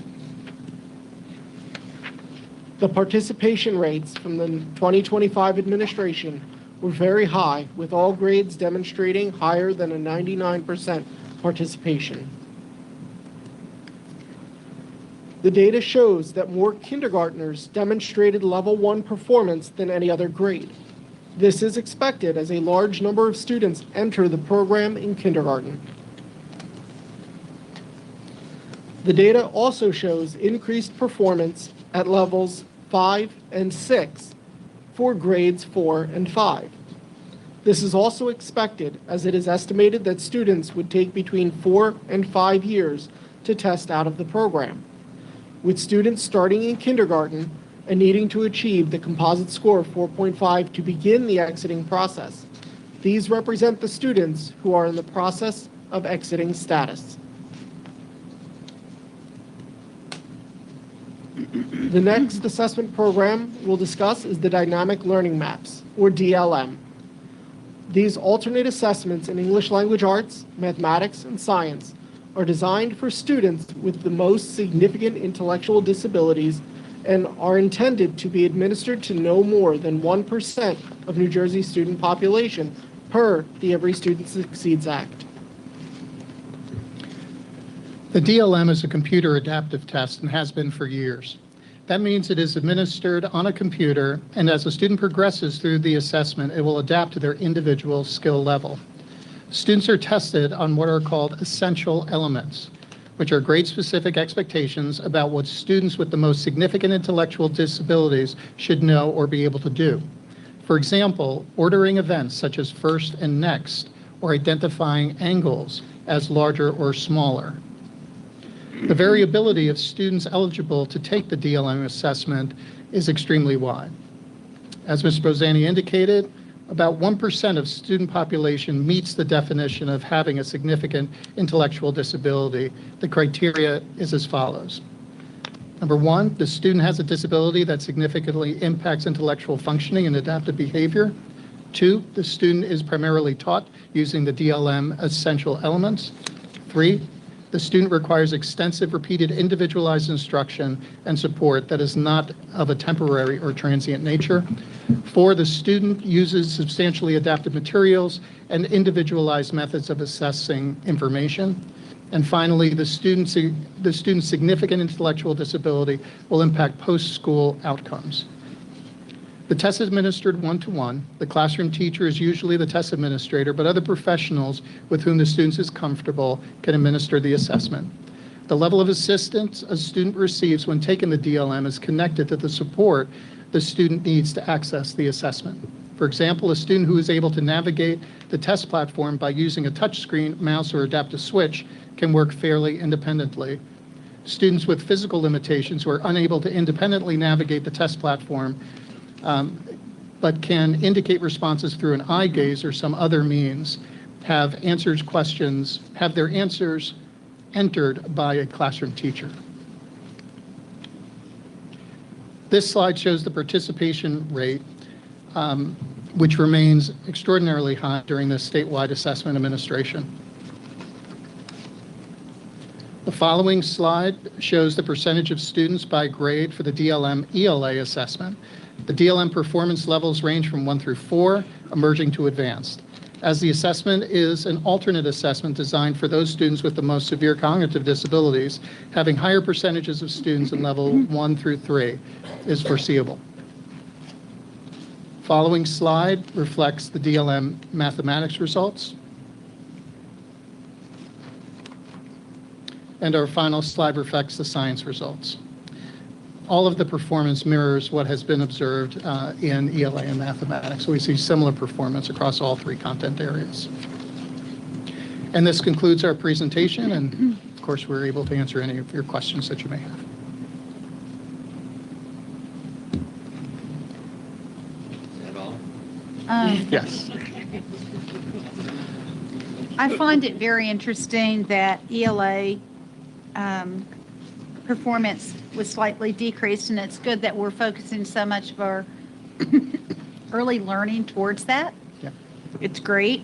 When I went to the NASB conference, the National Association for School Board Educators, next year their focus, and the majority of them, and with NASB, will be towards improving mathematics. So I don't know if we're an outlier or if we're doing both. You know, we plan to do more math, is certainly, but it's interesting that we picked the right one right now to focus upon. We are focusing also in on mathematics. Our high impact tutoring investments focus in on both ELA and mathematics, and we do see, as I said, we had close to 70,000 students participate, and we hope to get even more students participating in that program as we implement the next phase of the high impact tutoring grant in New Jersey. Great. Yes, sir. So on slide 32 and 33, the DLM and the ELA results, I guess it's similar to the ELL one as well, but everybody is kind of, a good portion of the people are living in level 1. You know, what you said, it was as expected. What are we doing to get everybody to level 2 and level 3? They should be obviously at target or approaching it, you know, based on that. And then even if you go up to slide 28, where we boxed out, at least on my thing, it's boxed. I don't know if yours has it. Level 5 and 6 for grades, box level up, maybe 3 through 5. You said those people are testing out because they've done 4 years in the program. What about grades 6 through 12 who've been in the program arguably twice as long? Why are those numbers on the decline? Maybe we can talk about both of your questions separately. So first, on the DLM question about where children are. These children have a child study team that works with them. These are children that, because of the nature of their special needs, require a separate type of assessment. And it's very individualized. We're talking about a very small percentage of students that take that particular assessment, and they are monitored specifically through the child study team, their special educator, their parents are also part of that child study team process, and that they develop individualized educational plans to specifically meet those particular learning goals. So to look at one assessment of DLM, especially for this particular population, and try to draw broader conclusions about it, maybe a little bit apart from the mark. The focus is really on that individual child, working with that child study team, their teachers, their parents, addressing their needs in real time. So, of course, we always want to see our children grow from one level to the next. This particular population, because of their particular needs, vary very, very widely. So we try not to draw broad conclusions from the DLM data just for that reason. I'm not drawing any conclusions. The data is broken down 1 through 4, so the data draws the conclusions. I'm just regurgitating what it says here. Understood. Thank you. And as far as the access question that you have, typically, and I'll defer to John for more details, we see a large portion of our children that enter into kindergarten as their first point of entry into the school system. And typically around 4 years or so, the children are testing out. This assessment, in some ways similar to the DLM, is very specific to the particular child and when they enter into the program and when they're exiting the program. So what this data doesn't show is when they entered, when they're exiting. It just shows a complete aggregate chart of where they are at that point in time. To build on that, you can see like grade 11 and 12, the entering, the numbers start to go up again in the later high school grades. And that's as, you know, the student entering New Jersey for the first time, for example, entering a school in New Jersey may test at that level. Whereas a student that started in kindergarten might have already tested out in the elementary grades. So it's that entry point and also the total student population. And I think maybe separately we can share the total numbers as well for each grade level, which will help kind of flesh that out a little bit. Sure. Great. I see Arcilio Ponte has his hand up. Sir. Good morning, everyone. Thank you very much, Madam President. And thank you for the presentation today. Questions on student demographics, and both on your ELA slide 9 and math slide 11. You demonstrate the results demographically of the assessment. When I look at Black and Hispanic students compared to the total student population, we're still faring significantly lower in terms of test results compared to the general population. I do recognize progress in ELA of about 5% or so. You see, math is essentially has stood flat since 2022. So I guess two questions. One is, are there any reasons why math has stood essentially flat while we've made some progress in ELA?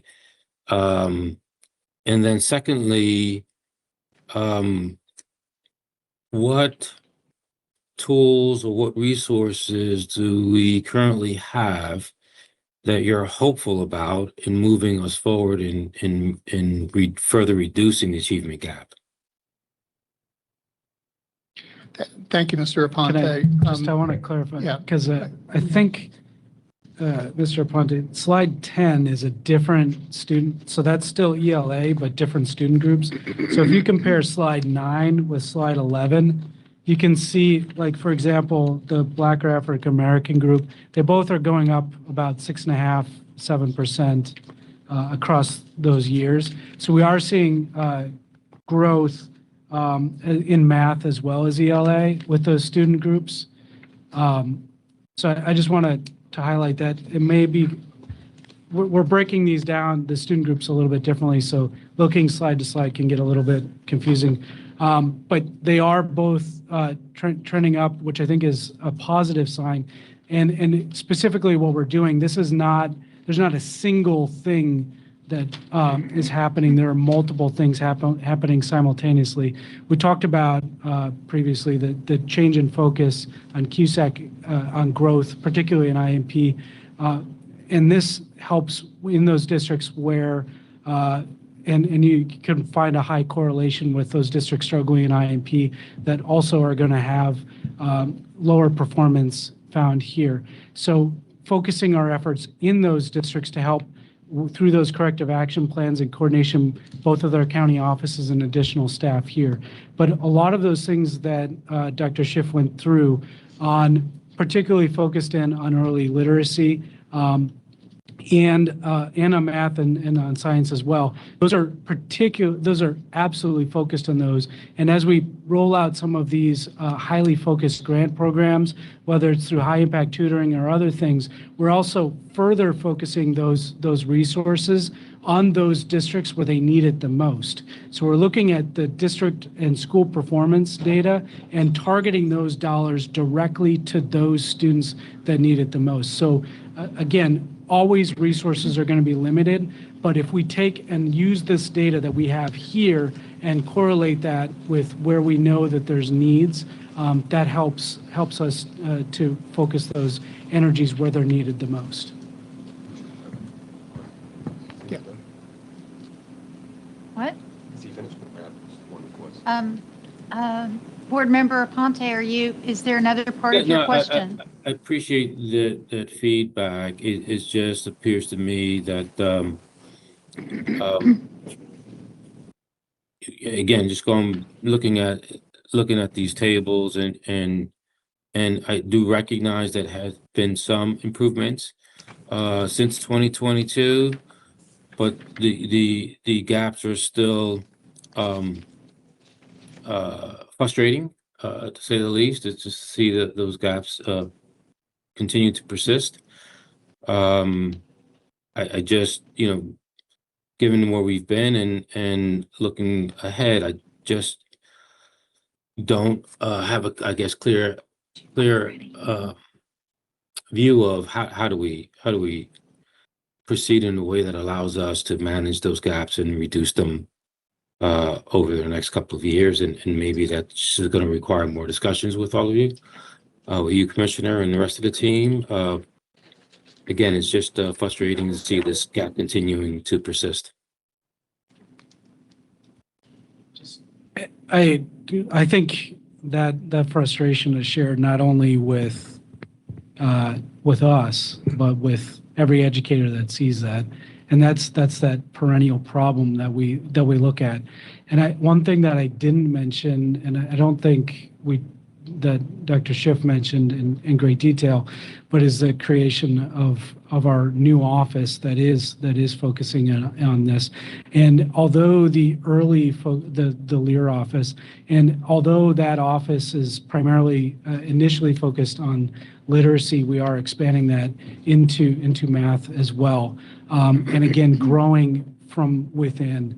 A large focus of that is, again, looking within New Jersey, identifying those areas where we see growth and progress and building on those. So what works in one community is likely to work elsewhere, and to create those connections between our educators so that they can see that growth. This is the tough work for all educators, and I think that gap will continue to be our area of focus. I completely agree with that ongoing frustration, but that's where we are committed, and changing how we devote our resources to address it specifically. Thank you, Commissioner. Thank you. Yes, sir. Board Member Shahada. For slide 18, 28, 31, and 32, would we be able to get the data of what this looked like in 2019, our last normal year, pre-pandemic? The disaggregated data by race ethnicity is what you're referring to? No, so this one is for the DLM, the ELL, and then just the graduation rate on 18. I know that one's, I'm more interested in seeing the ELA, but I know for slide 18 it has to be the math and ELA because it's a composite score. We can take that request back to the team. We have other graduation information. We will provide, I think we can, some of those tests changed during that period too, so they're not directly comparable, but it's a good question. So we'll take it back to add additional years as much as we can to those. Again, sure, understood. And we just have to match up when the like test was administered or where they might have changed. Board Member Barry, please. Yes, I have a question relevant to the DLM of population students near and dear to my heart. And I'm looking at these slides, and we're the majority. I know it's a small group, but they're all in level 1 emerging, the majority of students, and very few are even approaching or at target. What are we doing with that population of students to raise them out of that emerging category? Yeah, that's a broad question that really requires a very local, unique answer for an individual child. Because these children are not all the same children, they're very, very different with very unique needs, that the data that's provided by the DLM is one of many indicators of performance that these children and their child study team and their teachers use to evaluate what to do next, how do we work with this particular child in order to improve performance. So again, you're seeing a snapshot in time You're not seeing that particular child and seeing that growth. That measure is done at the local level, at the school level, at the classroom level. And for these children in particular, a very, very individualized program is developed for them.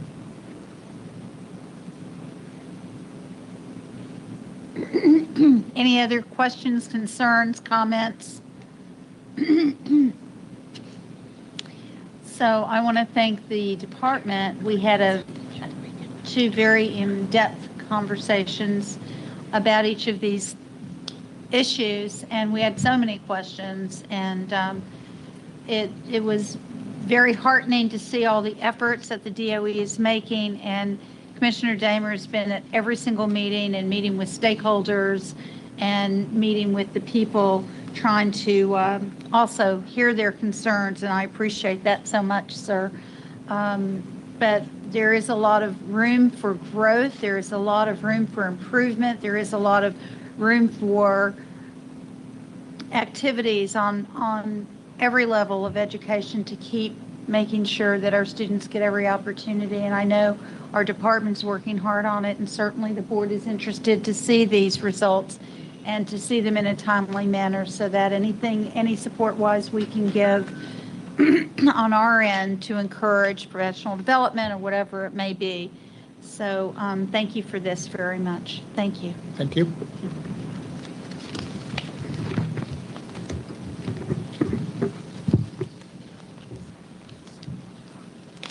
And next we have,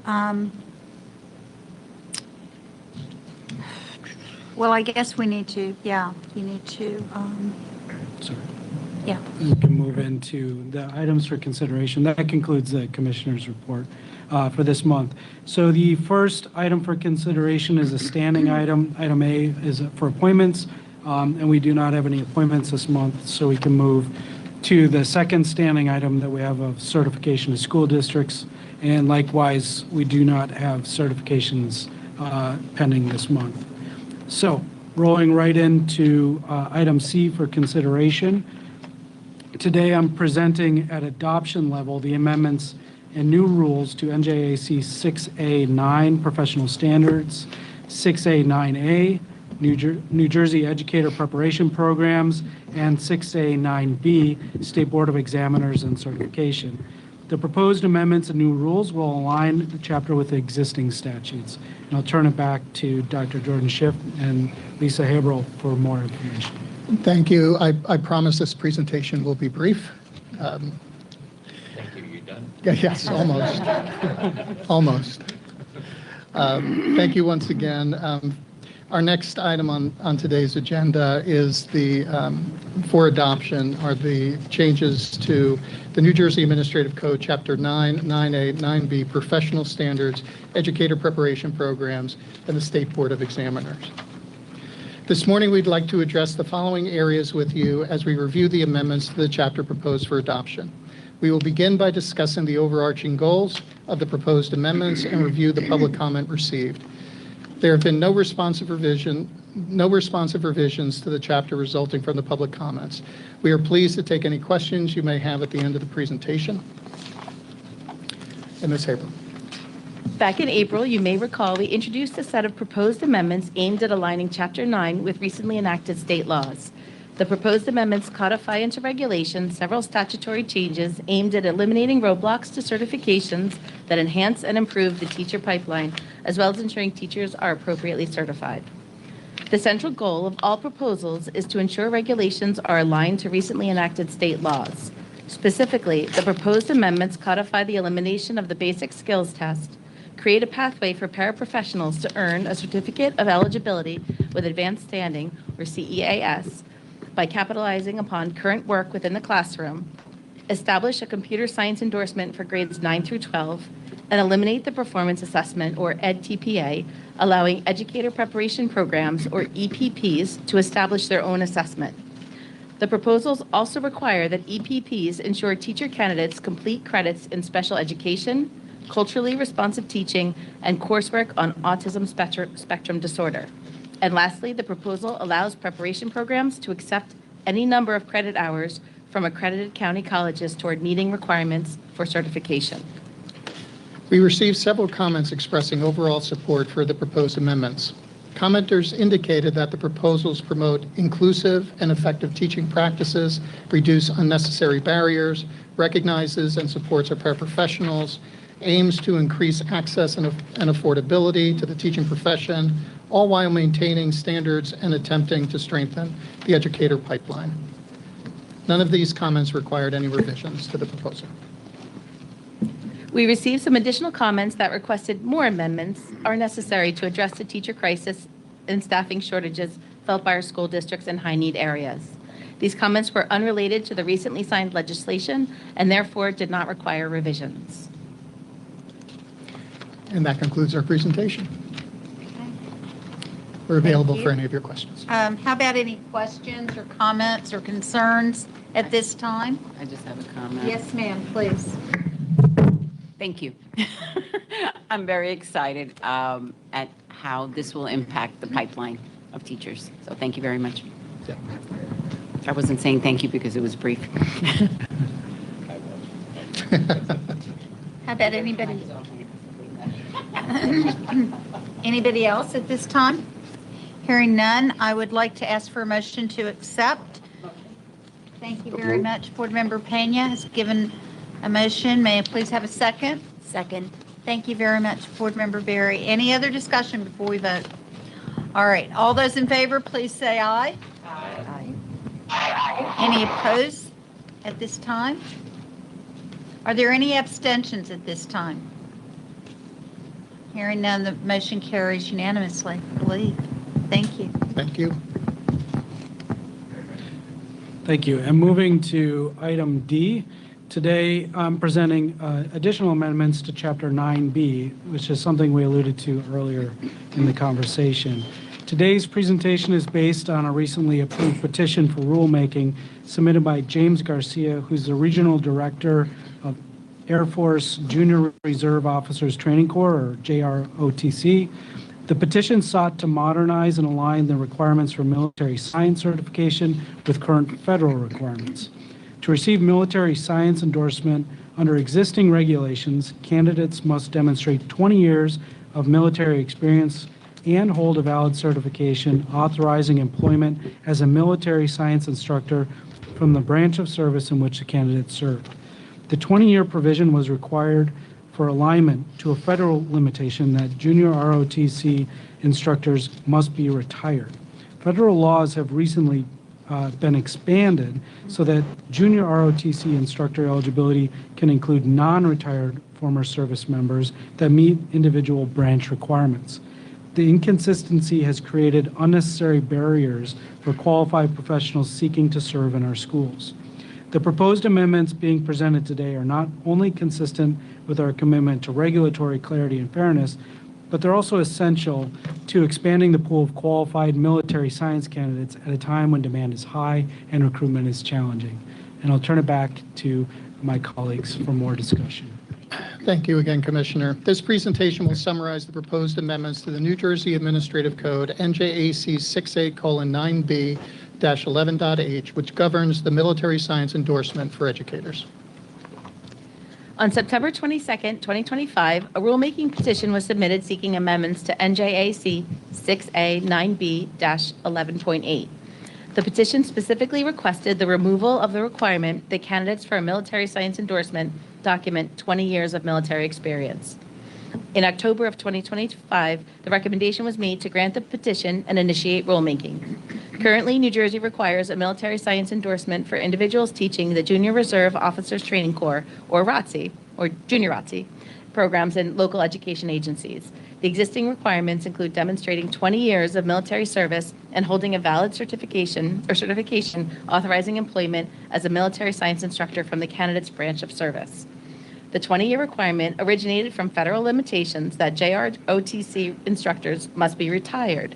However, recent changes in 2023 and 2024 federal laws expanded eligibility to include non-retired former service members who meet individual branch requirements.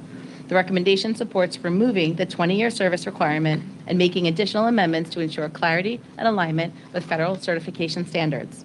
This change reflects evolving federal policy and aims to broaden access to qualified instructors while maintaining rigorous standards for JROTC programs statewide. The rationale for this amendment is clear. Federal law has evolved. The FY23 and FY24 National Defense Authorization Acts now allow non-retired service members to serve as junior ROTC instructors, provided that they meet their branch's certification standards. Maintaining a strict state requirement, specifically the 20-year service threshold, creates an unnecessary barrier and has led to endorsement denials since 2022. Aligning with federal standards ensures consistency and fairness and can increase the pool of talented educators who can teach these critical programs for the students of New Jersey. The proposed revision removes the 20-year service requirement and instead requires candidates to hold a current and valid certification or letter of eligibility from their military branch authorizing them to serve as a JROTC instructor. This change reflects federal alignment, reduces barriers, and maintains rigorous standards through military-issued credentials. We believe these amendments will strengthen our educator pipeline, support students' access to high-quality junior ROTC programs, and reflect our commitment to aligning state policy with federal guidance. Thank you for your time and consideration. We welcome your questions. So could it vary between military branches, how long an experience the people have had? I think this gets at the question, and I think it's something that I wanted to highlight. The current rules prior to this amendment set a strict 20-year experience requirement. The change will now align to the federal requirements by branch. So if those change over time, then our regs will still remain in alignment, so we won't have this disconnect in the future if that happens. I believe right now all the federal branches are at 8 years instead of 20 years of experience, but instead of writing 8 into this, we're just simply aligning to those federal rules, so if those change, we'll stay consistent. Thank you. Any other questions at this point? Seeing none, thank you for the presentation. Appreciate it. Are we voting on this? No.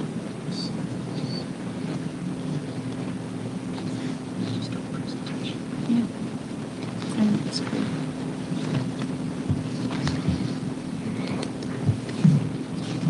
And Jordan and Lisa don't get to go anywhere as we move into item E, resolution of to adopt the New Jersey State Learning Standards. So this morning we'll be presenting our second set of revisions to the 2020 New Jersey Student Learning Standards in the content areas of computer science, innovation, and society, which was formerly known as computer science and design thinking, visual and performing arts, and world languages. Within these revisions, our commitment remains to provide every student in New Jersey with a high-quality, future-ready education that equips them for success in a rapidly evolving world. The revised standards presented today reflect extensive collaboration among expert educators, industry leaders, higher education faculty, and stakeholders all across the state. These updates prioritize clarity and relevance, ensuring that all students develop the knowledge and skills essential for post-secondary achievement and lifelong learning. In this presentation, we will highlight the major changes proposed in the 3 content areas, including the explicit integration of artificial intelligence, strengthening the relationship between world languages and cultures, and fortifying a strong foundation for students to reach advanced proficiency in the arts. And as a reminder, this presentation is nested within a larger series of ongoing conversations about revisions to the standards that were last adopted 5 years ago in 2020. Your feedback, both from the board and from the public, is critical in shaping these standards. And as we look forward with this, through this continued dialogue, we'll move forward to public testimony and eventual adoption in the months ahead. So with that, I'll turn it over to Dr. Jordan Schiff and Lisa Haberl to discuss in more detail. Thank you, Commissioner. We are excited today to walk you through the proposed updates to the New Jersey Student Learning Standards in 3 content areas. They include the Computer Science Innovation and Society, previously known as Computer Science and Design Thinking, World Language, and Visual and Performing Arts. You recall we discussed science and career readiness, life literacy, and key skills, or CLICs, during last month's meeting. This presentation will focus on the next 3 content areas among the 7 adopted in 2020. On November 19th, we issued a call for participation in the reviews of comprehensive health and physical education and social studies, the remaining 2 content areas from the 2020 series. The application deadline for participation is December 15th, and we anticipate launching the review of those standard areas in January after the committees are selected. This morning, we would like to begin with a look at the proposed updates to the Computer Science, Innovation, and Society standards, discussing the professionals who contributed to the revisions and what specific changes are being proposed. Then we'll do the same for world languages, followed up by visual and performing arts. Let's begin by focusing on the proposed updates for computer science and design thinking. You will note the change in title featured on the slide, a shift we will speak to in a moment. The newly named content area, Computer Science, Innovation, and Society, or CSIS, is reflective of the dramatic evolution this discipline has undergone since 2020. The discipline extends far beyond the content of programming and engineering concepts and now features prominently in our everyday lives, now more than ever.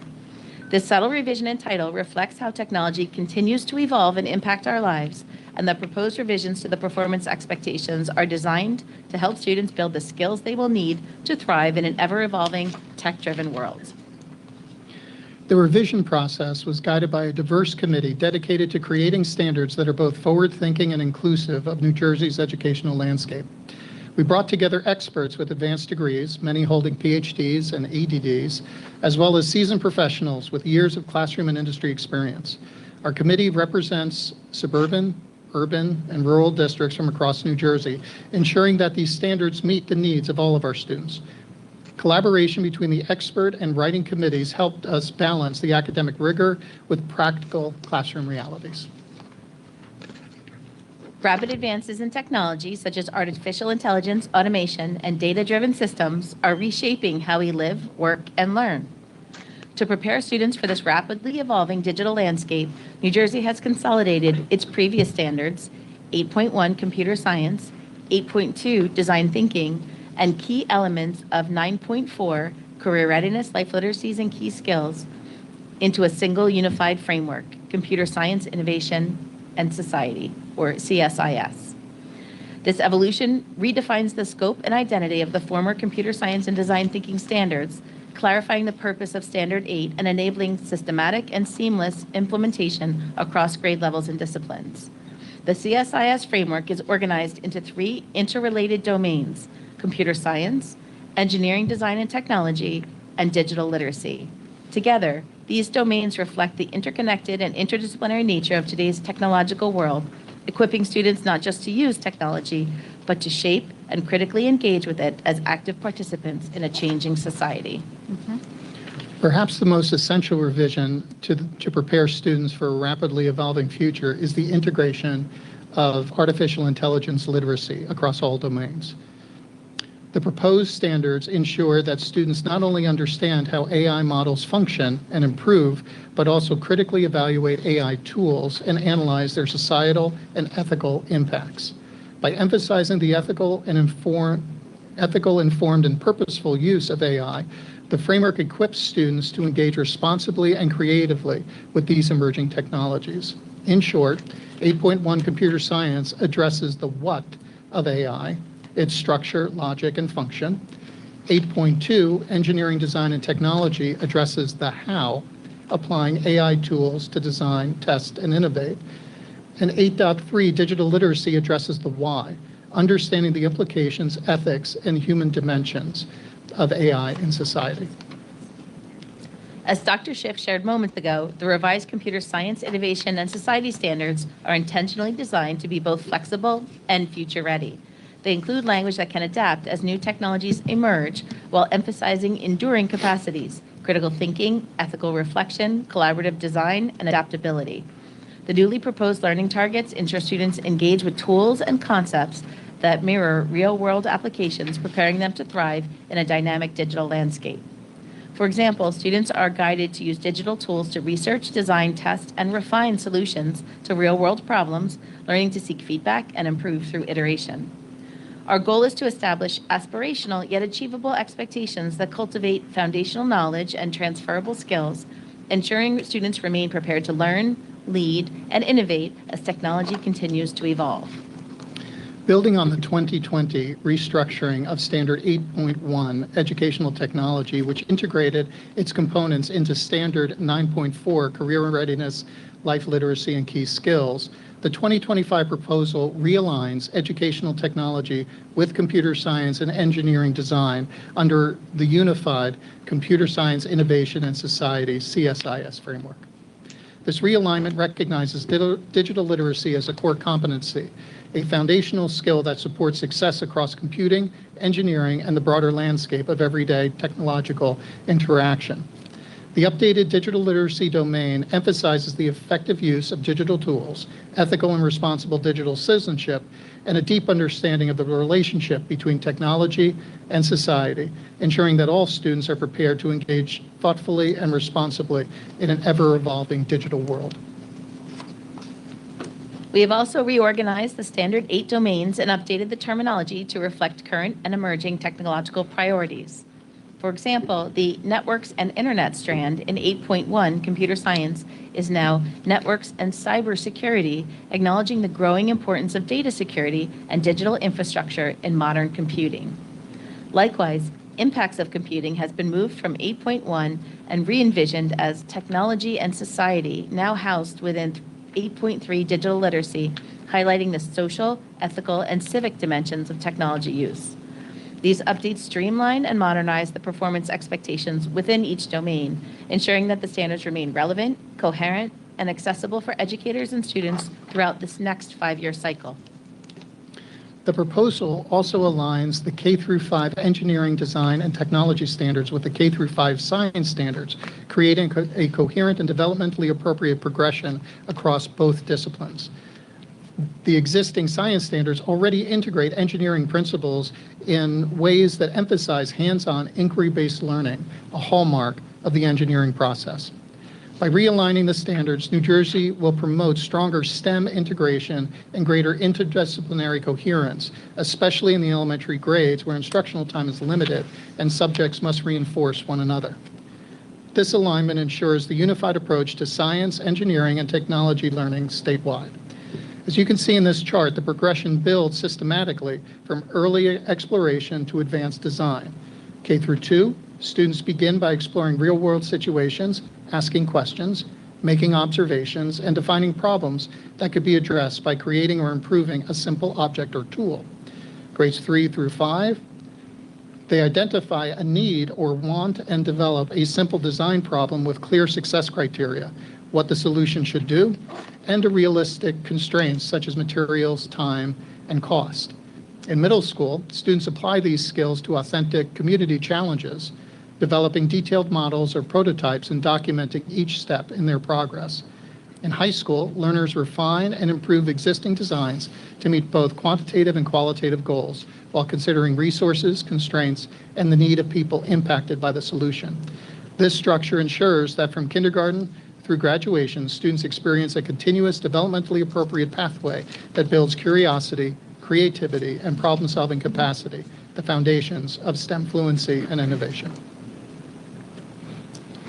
New Jersey's Computer Science Innovation and Society standards are aligned with national frameworks, including the Computer Science Teachers Association Computer Science Standards, the International Technology Engineering Educators Association Standards for Technological and Engineering Literacy, and the International Society for Technology and Education Standards for Students. This alignment ensures consistency with national expectations while reflecting New Jersey's own vision for innovation and interdisciplinary learning. The standards are also scaffolded developmentally, guiding students from early exploration into advanced analysis. In kindergarten through second grade, for example, students organize materials by observable properties, recognizing how different materials serve different purposes. In grades 3 through 5, they use evidence to determine which materials best fit specific applications, developing reasoning and justification skills.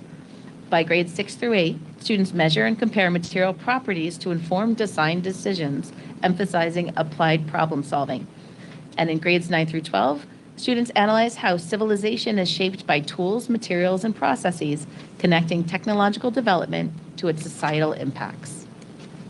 This combination of national alignment and developmental progression ensures that New Jersey students build the knowledge, skills, and habits of mind needed for lifelong learning and technological adaptability. Finally, the computer science, innovation, and society standards are designed with both developmental appropriateness and equitable access in mind. We know that in the early grades, children's readiness to use technology can vary widely. That's why the K-2 standards intentionally allow each concept to be taught in multiple ways, through hands-on, unplugged activities or with digital tools. For example, kindergarten teachers might help students understand what an algorithm is by having them create step-by-step directions to help a partner move across the classroom, testing and revising their instruction when the quote-unquote program doesn't work as expected. Later, those same ideas can be practiced on a computer using block-based programs such as Scratch Junior, where students build and test digital sequences. This flexibility is built directly into the standards as a scaffold for learning.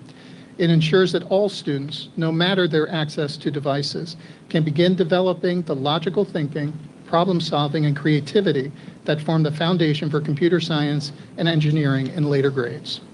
At this time, we'd like to pause and answer any questions that you may have about Dr. this Butcher, he'll start. Today, I'm going to elaborate a little bit on unplugged learning. I mean, this is the kind of thing we were talking about in the committee, looking at the, technology's impact on our ability to think. I've mentioned several articles that are out there. I even sent one to you. Sounds like we're right on the right path here. Thank you. Want to elaborate? There's a lot of work that went into these standards that looked not only at the practical, but the ethical implications of AI. And as you read through the developmental progressions, you'll see that theme is woven through a lot of these performance expectations. And that's something that, that districts are also considering and thinking about very deeply. We believe that these standards can help provide some direction in having those conversations at the classroom level.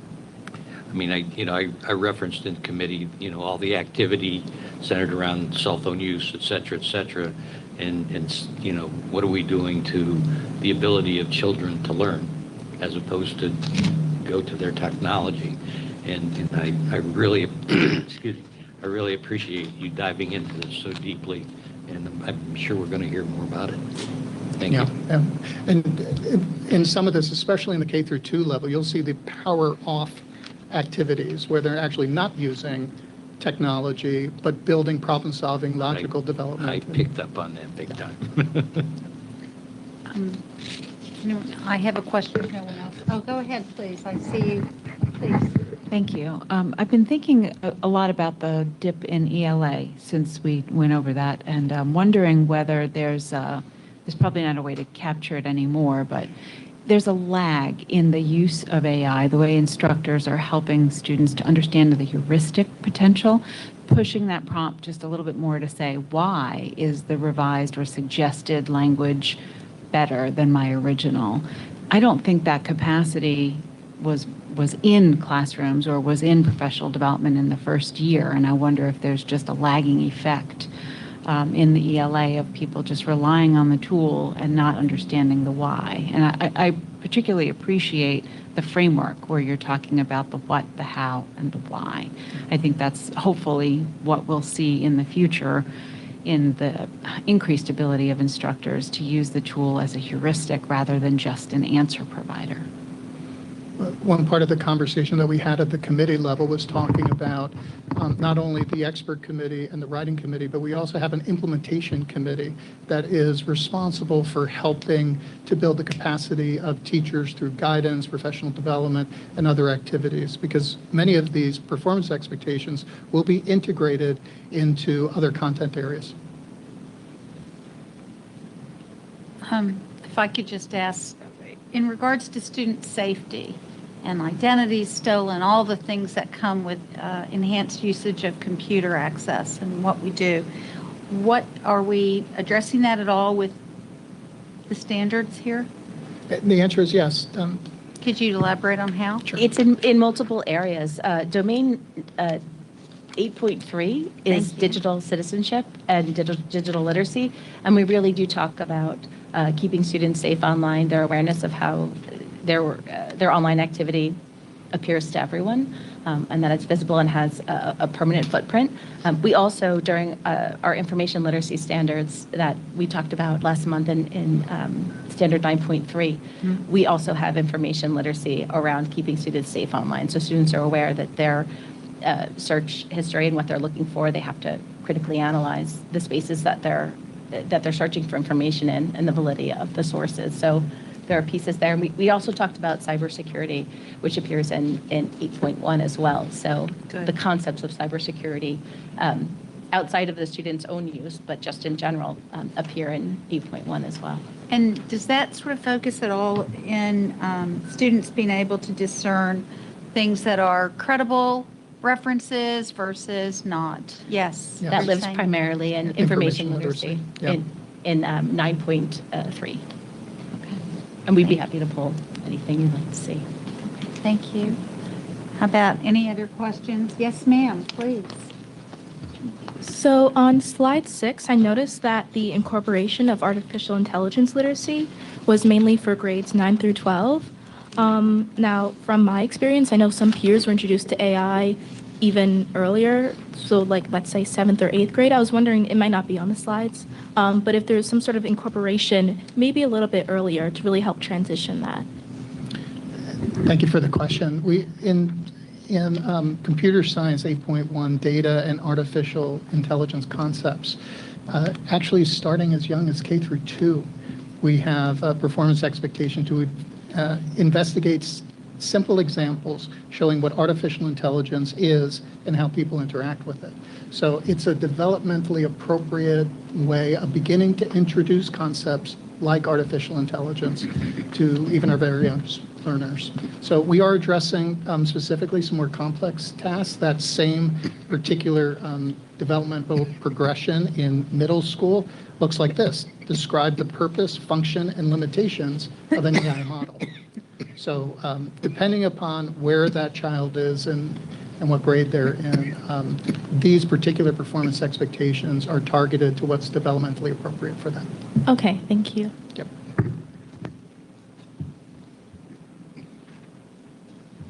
Please continue.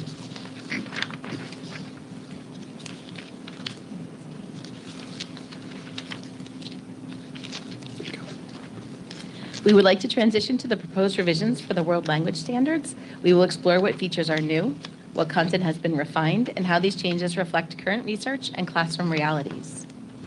To set the stage, we will look at how world language standards have evolved over time. Since 2004, proficiency has been the organizing principle.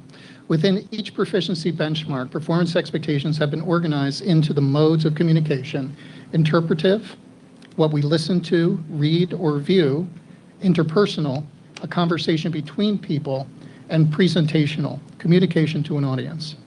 These organizational features have been mandated in the proposed 2025 NJSLS World Languages. The standards have consistently emphasized the connection between language and culture through the way that has been represented has changed. In the proposed 2025 World Language Standards, the performance expectation in all modes of communication call for students to use the target language for two purposes. The first, intercultural competence, which is the skill, knowledge, and attitudes one needs to communicate effectively and appropriately in intercultural situations; and literacy. As we begin the review of World Languages Standards, we were fortunate to bring together a group of highly qualified educators to guide this work. Both the expert and writing committees included members with advanced degrees and extensive classroom experience. These individuals also hold credentials demonstrating advanced proficiencies in one or more languages other than English. They represented all regions of the state, a mix of suburban and urban districts, and 7 different languages taught in New Jersey. Their diverse perspectives helped ensure that standards are both rigorous and relevant. One of the key changes in the 2025 proposal is the integration of related topics across the modes of communication. On this slide, on the left, is an image of the 2020 World Language Standards, and on the right is an image of the proposed 2025 standards. In 2020, on the left, the intercultural statements were separate from the performance expectation. The expert committee recommended combining them to reflect how language and culture interact in real-world situations. This integration fosters a deeper cultural understanding and provides more authentic learning experiences. Another proposed update is the reorganization of performance expectations into strands. On this slide, across the top of the table are the modes of communication: interpretive, listen, read, view; interpersonal, conversations with people; and presentational, communications to an audience. On the left are the two purposes for using the target language: intercultural competence and literacy, as Dr. Schiff described. You will notice each mode of communication contributes to both intercultural competence and literacy. You will note, where appropriate, strands cut across all modes or are tailored specifically to show the unique skills within a specific mode. The proposed change in design is intended to help streamline instructional planning, promote deeper cultural understanding, and clarify how multiple factors interact in a real-world situation. For example, determining when and how to apologize requires cultural knowledge. Cultural perspectives on a sequence of events may shape whether an apology is considered necessary. When an apology is warranted, effective communication in any culture involves assessing the situation, who's involved, power dynamics, and the severity of the act, and then using language and behavior that are culturally appropriate. We also refined the language used in the standards to make them more applicable for all languages. This includes adding terms like oral, written, or signed, and using broader verbs like express or provide. These changes help to ensure that the standards are accessible and adaptable regardless of the language being taught. Finally, the third recommendation was to apply performance expectations to any context, and this authentically reflects the nature of learning another language. Research tells us that a rich context is essential in learning another language, but not that certain topics must be taught before others. Developing students' abilities to show what they can do with the language in multiple contexts helps grow proficiency. The expert committee recommended the writers use language that allows performance expectations to remain adaptable across contexts. This includes removing terms like basic or references to a specific theme such as home or school, so that performance expectations reflect the broad, real-world applications of language learning.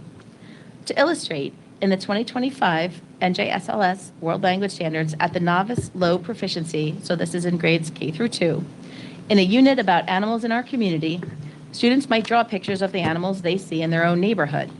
Then, when asked, students would share their individual preferences using memorized words and practice phrases. This might sound like, I love, and point to their picture of a dog, or answer with dog. This reinforces a key element of language learning at the novice low proficiency level, where we start with what is most relevant or important to students' lives.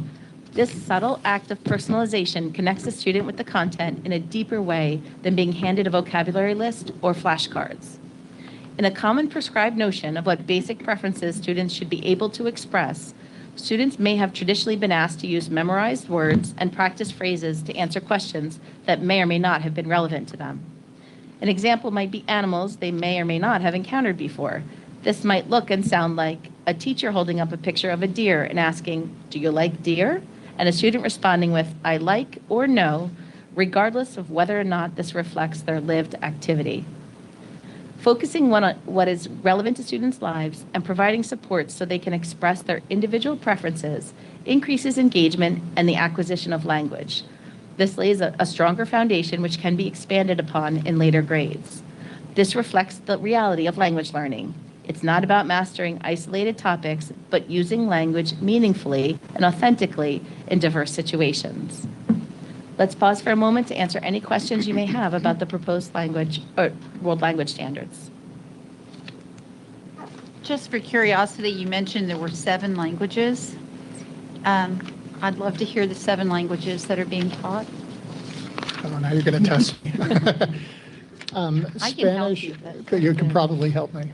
Well, American Sign Language, Spanish, French, Italian, German, Mandarin. Now you're going to have to help me. Latin. Latin, yes. We need one more. Oh, I think we got them. I think we got them. Thank you. Just curious. Thank you.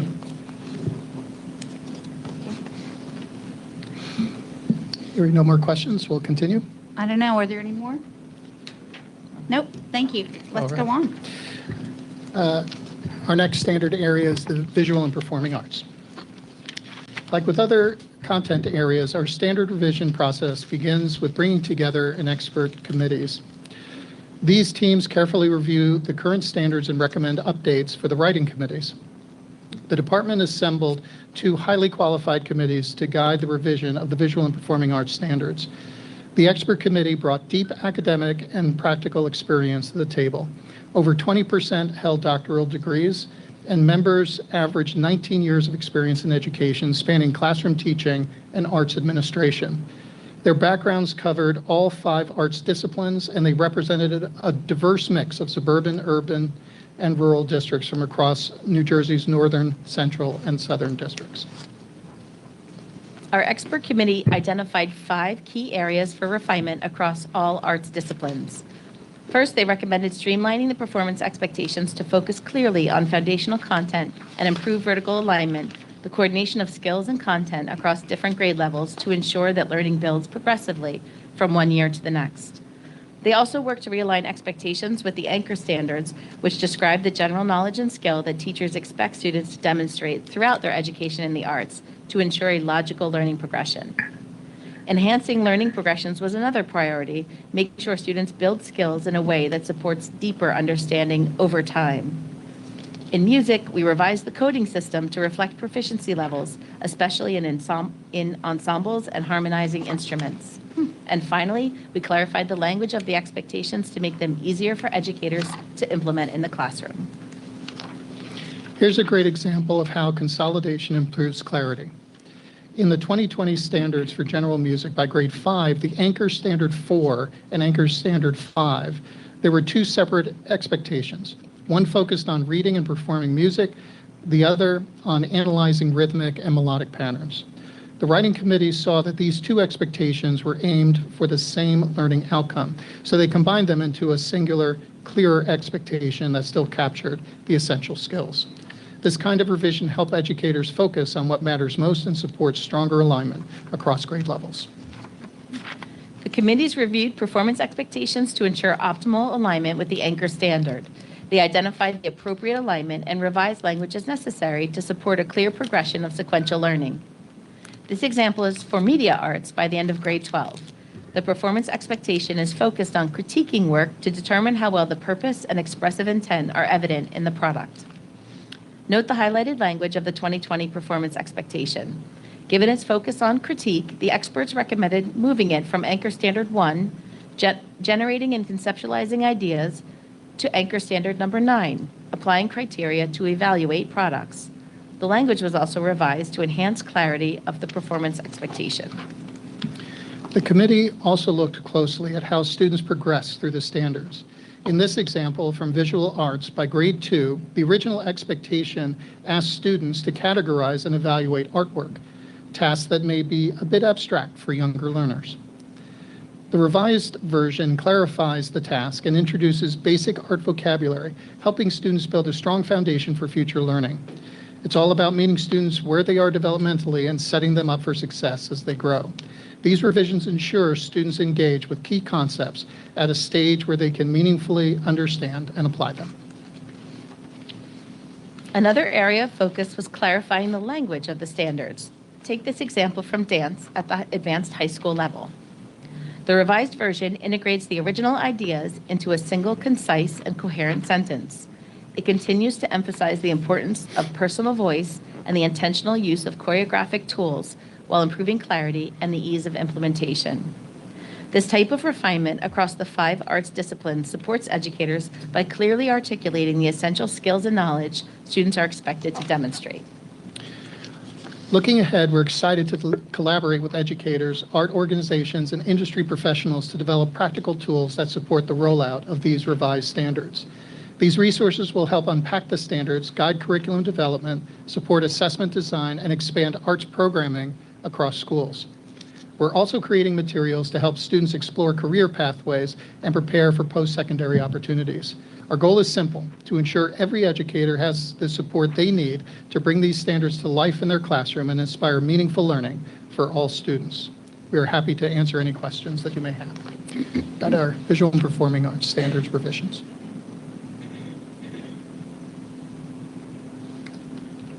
We just have a couple more slides for you, and we'll be wrapping up.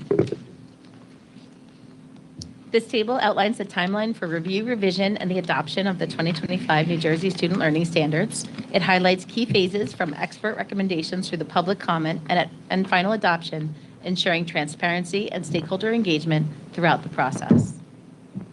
As we conclude today's presentation, we wanted to underscore that these proposed updates to the Computer Science, Innovation and Society, World Language, and Visual and Performing Arts are about more than just revised standards.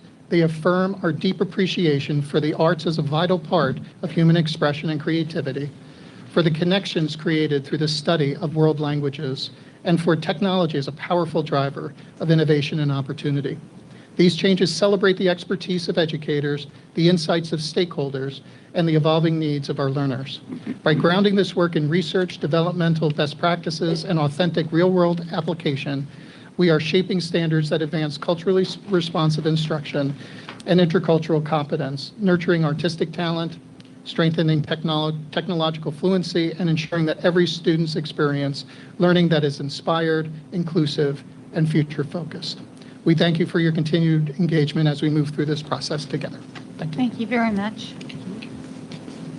Question, comment. Great job. Keep up the good work. Thank you. Thank you, sir. Yeah, thank you. It was delivered so well, very clearly, and we look forward to hearing the other standards, and this was wonderful. Thank you. Thank you very much. Thank you. Okay. Now we could continue. And that concludes our items for consideration. Thank you very much. Is there any new business from the board members to discuss? Hearing none, I would like to please have a motion to adjourn. Thank you very much. May I please have a second? Second. Thank you very much. All those in favor, please say aye. Aye. Thank you. It's unanimous.